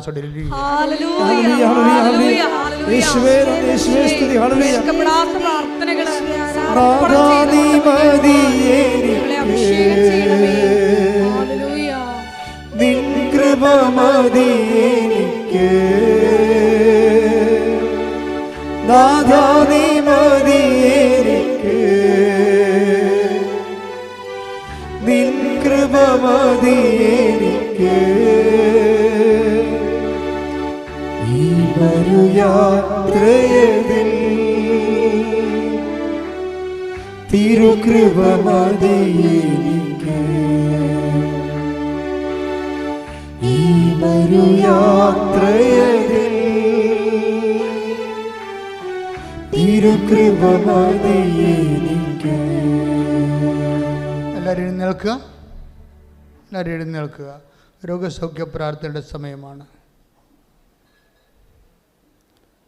എൻ്റെ മക്കളെ, 10,000 സൗഖ്യം പ്രാപിച്ച ഒരിടമാണ്. 10,000 ആരാധന നടന്ന മാതാ ജീവനോടെ പ്രത്യക്ഷപ്പെട്ട ലോകത്തിലെ എല്ലാ ദിവസവും സാക്ഷ്യം കേൾക്കുന്ന ഒരു സ്ഥലത്താണ് നിങ്ങൾ ദൈവം എത്തിച്ചിരിക്കുന്നത്. അപ്പോൾ തീർച്ചയായിട്ടും നിങ്ങളുടെ കണ്ണുനീരിന് ഇവിടെ അറുതി ഉണ്ടാകും. അതിന് താമസം വരത്തില്ല. എൻ്റെ മക്കൾ അച്ഛൻ്റെ വചനങ്ങൾ കേട്ടിട്ട് അതനുസരിച്ചൊന്ന് ജീവിതം ഒന്ന് പുനഃക്രമീകരിച്ചാൽ മതി. ഞാൻ സ്വന്തമായിട്ട് ഉണ്ടാക്കി ഒന്നും പറഞ്ഞിട്ടില്ല. എന്നോട് പറഞ്ഞതും പ്രാർത്ഥിച്ചപ്പോൾ ദൈവം ചൂണ്ടിക്കാണിച്ചു തന്നതും ദൈവത്തിൻ്റെ വഴികളാണ് നിങ്ങൾ കേട്ടത്. അതുകൊണ്ട് തന്നെ ഈ വചനം കേട്ട് കഴിയുമ്പോൾ ആണ് കർത്താവ് എപ്പോഴും രോഗശാന്തി നടത്തണത്. കർത്താവ് ജീവിച്ചിരുന്ന ശരീരത്തിലുണ്ടായിരുന്ന കാലത്ത് എപ്പോഴെല്ലാം വചനം പ്രഘോഷിച്ചു കഴിഞ്ഞ് കർത്താവ് രോഗശാന്തി നടത്തുമായിരുന്നു. അപ്പോൾ അത് ദൈവത്തിൻ്റെ വചനം കേട്ട് വിശ്വാസം നിറഞ്ഞ ഒരു ജനങ്ങളിലാണ് കർത്താവ് സൗഖ്യം നൽകണത്. എൻ്റെ മക്കൾ, രോഗമുള്ളിടത്തെല്ലാം കൈകൾ വെക്കുക. ഓൺലൈനിലുള്ളവർ അങ്ങനെ തന്നെ ചെയ്യുക. രോഗമുള്ളിടത്ത് കൈകൾ വെക്കുക. ചില രോഗങ്ങൾ സൗഖ്യപ്പെടുന്നതിനേക്കാളുപരി അത് അതിജീവിക്കാനുള്ള കരുത്തിന് വേണ്ടി അഭിഷേകം പ്രാപിക്കാൻ വേണ്ടി പ്രാർത്ഥിക്കുക. എല്ലാ രോഗികളും, ഉള്ളംകാലം ഒരു ഉച്ചവരെയുള്ള രോഗികൾ, ശ്വാസകോശ രോഗികൾ, ശ്വാസം മുട്ട രോഗികൾ, ആർബുദ രോഗികൾ, അസ്ഥി രോഗികൾ, PCOD രോഗികൾ, പിസ്റ്റുല രോഗികൾ, കിഡ്നി രോഗികൾ, സ്പോണ്ടിലോസിസ് രോഗികൾ, തൈറോയ്ഡ് രോഗികൾ, ടോൺസൈറ്റ് രോഗികൾ, ശിരസ്സിൽ ഹാമറേജ് ഉണ്ടായിട്ടുള്ളവർ, മെനിഞ്ചിറ്റിസ് ഉണ്ടായിട്ടുള്ളവർ, കോവിഡിൻ്റെ പ്രത്യാഘാതങ്ങൾ അനുഭവിക്കുന്നവർ, വാതരോഗികൾ, ഗർഭാശയ രോഗികൾ, മൂത്രാശയ രോഗികൾ, കുടലിൽ പഴുപ്പുള്ളവർ, നടുവിലിന് വേദനയുള്ളവർ, ബ്രസ്റ്റിന് മുഴയുള്ളവർ, ശരീരത്തിന് മുഴയുള്ളവർ എല്ലായിടത്തും കൈകൾ വെച്ചുകൊണ്ട് ശ്രുതിക്കട്ടെ, ശ്രുതിക്കട്ടെ. കർത്താവേ, നിന്റെ ഉന്നതമായ നാമത്തിന് സ്തോത്രം ചെയ്യുന്ന കർത്താവേ, നിന്റെ വിശുദ്ധ പൗരോഹിത്യത്തെ മഹത്വപ്പെടുത്തി പ്രാർത്ഥിക്കുന്ന കർത്താവേ, സഭയിലുള്ള സാന്നിധ്യം പ്രകടമാക്കണം പ്രാർത്ഥിക്കുന്ന കർത്താവേ, 36 വർഷം അർപ്പിച്ച കുർബാനയുടെ യോഗ്യതയാൽ കൃപാസനത്താരെ ജീവനോടെ പ്രത്യക്ഷപ്പെട്ട മാതാവിൻ്റെ മാധ്യസ്ഥത്താൽ പിതാവിൻ്റെയും പുത്രൻ്റെയും പരിശുദ്ധ നാമത്തിലെ മാരക രോഗങ്ങൾ, തീരാവേത്തികൾ യേശുനാമത്തിൽ പൂർണ്ണമായി സൗഖ്യം പ്രാപിക്കട്ടെ. ശ്രുതികട്ടെ.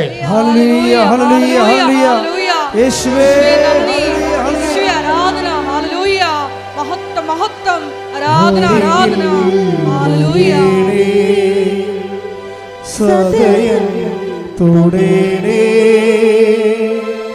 സുഖമായി എൻ്റെ ഉള്ളം അരികിൽ വരേണേ സദയം തുടരേ സുഖമായി എൻ്റെ ഉള്ളം.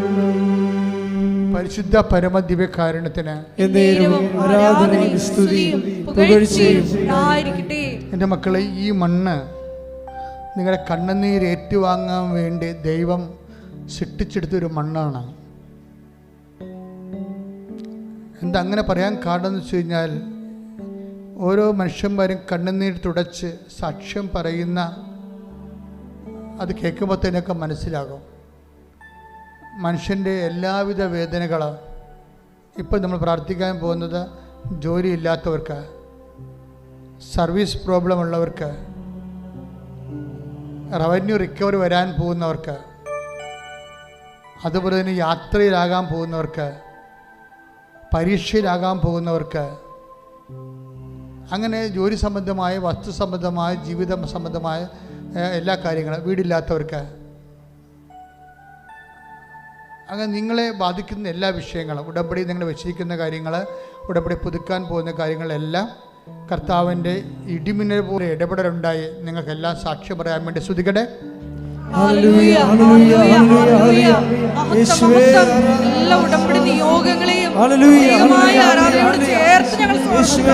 കർത്താവേ, നിന്റെ ഉന്നതമായ നാമത്തിന് സ്തോത്രം ചെയ്യുന്ന കർത്താവേ, നിന്റെ വിശുദ്ധ പൗരോഹിത്യത്തെ മഹത്വപ്പെടുത്തണമേ.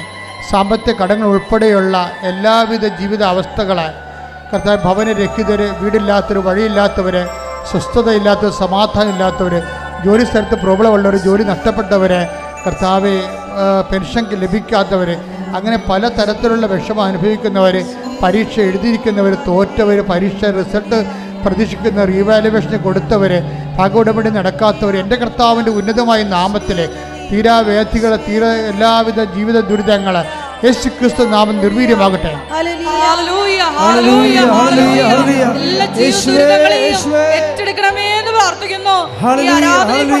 കണ്ണുനീരോട് പ്രാർത്ഥിക്കുന്ന എല്ലാ മക്കളെയും സ്പർശിക്കണമേ എന്ന് പ്രാർത്ഥിക്കുന്നു. ഹല്ലേലൂയ, ഹല്ലേലൂയ, മഹത്വം, മഹത്വം, ആരാധന, ആരാധന. ഹല്ലേലൂയ. സുഖമായി എൻ്റെ ഉള്ളം അരികിൽ വരേണേ സദയം തൊഴേണേ സുഖമായി എൻ്റെ ഉള്ളം. ഇരിക്കുക. അവസാനം ഒരു 5 മിനിറ്റ് തരാം. അപ്പം മുട്ടി നിന്നാൽ മതി.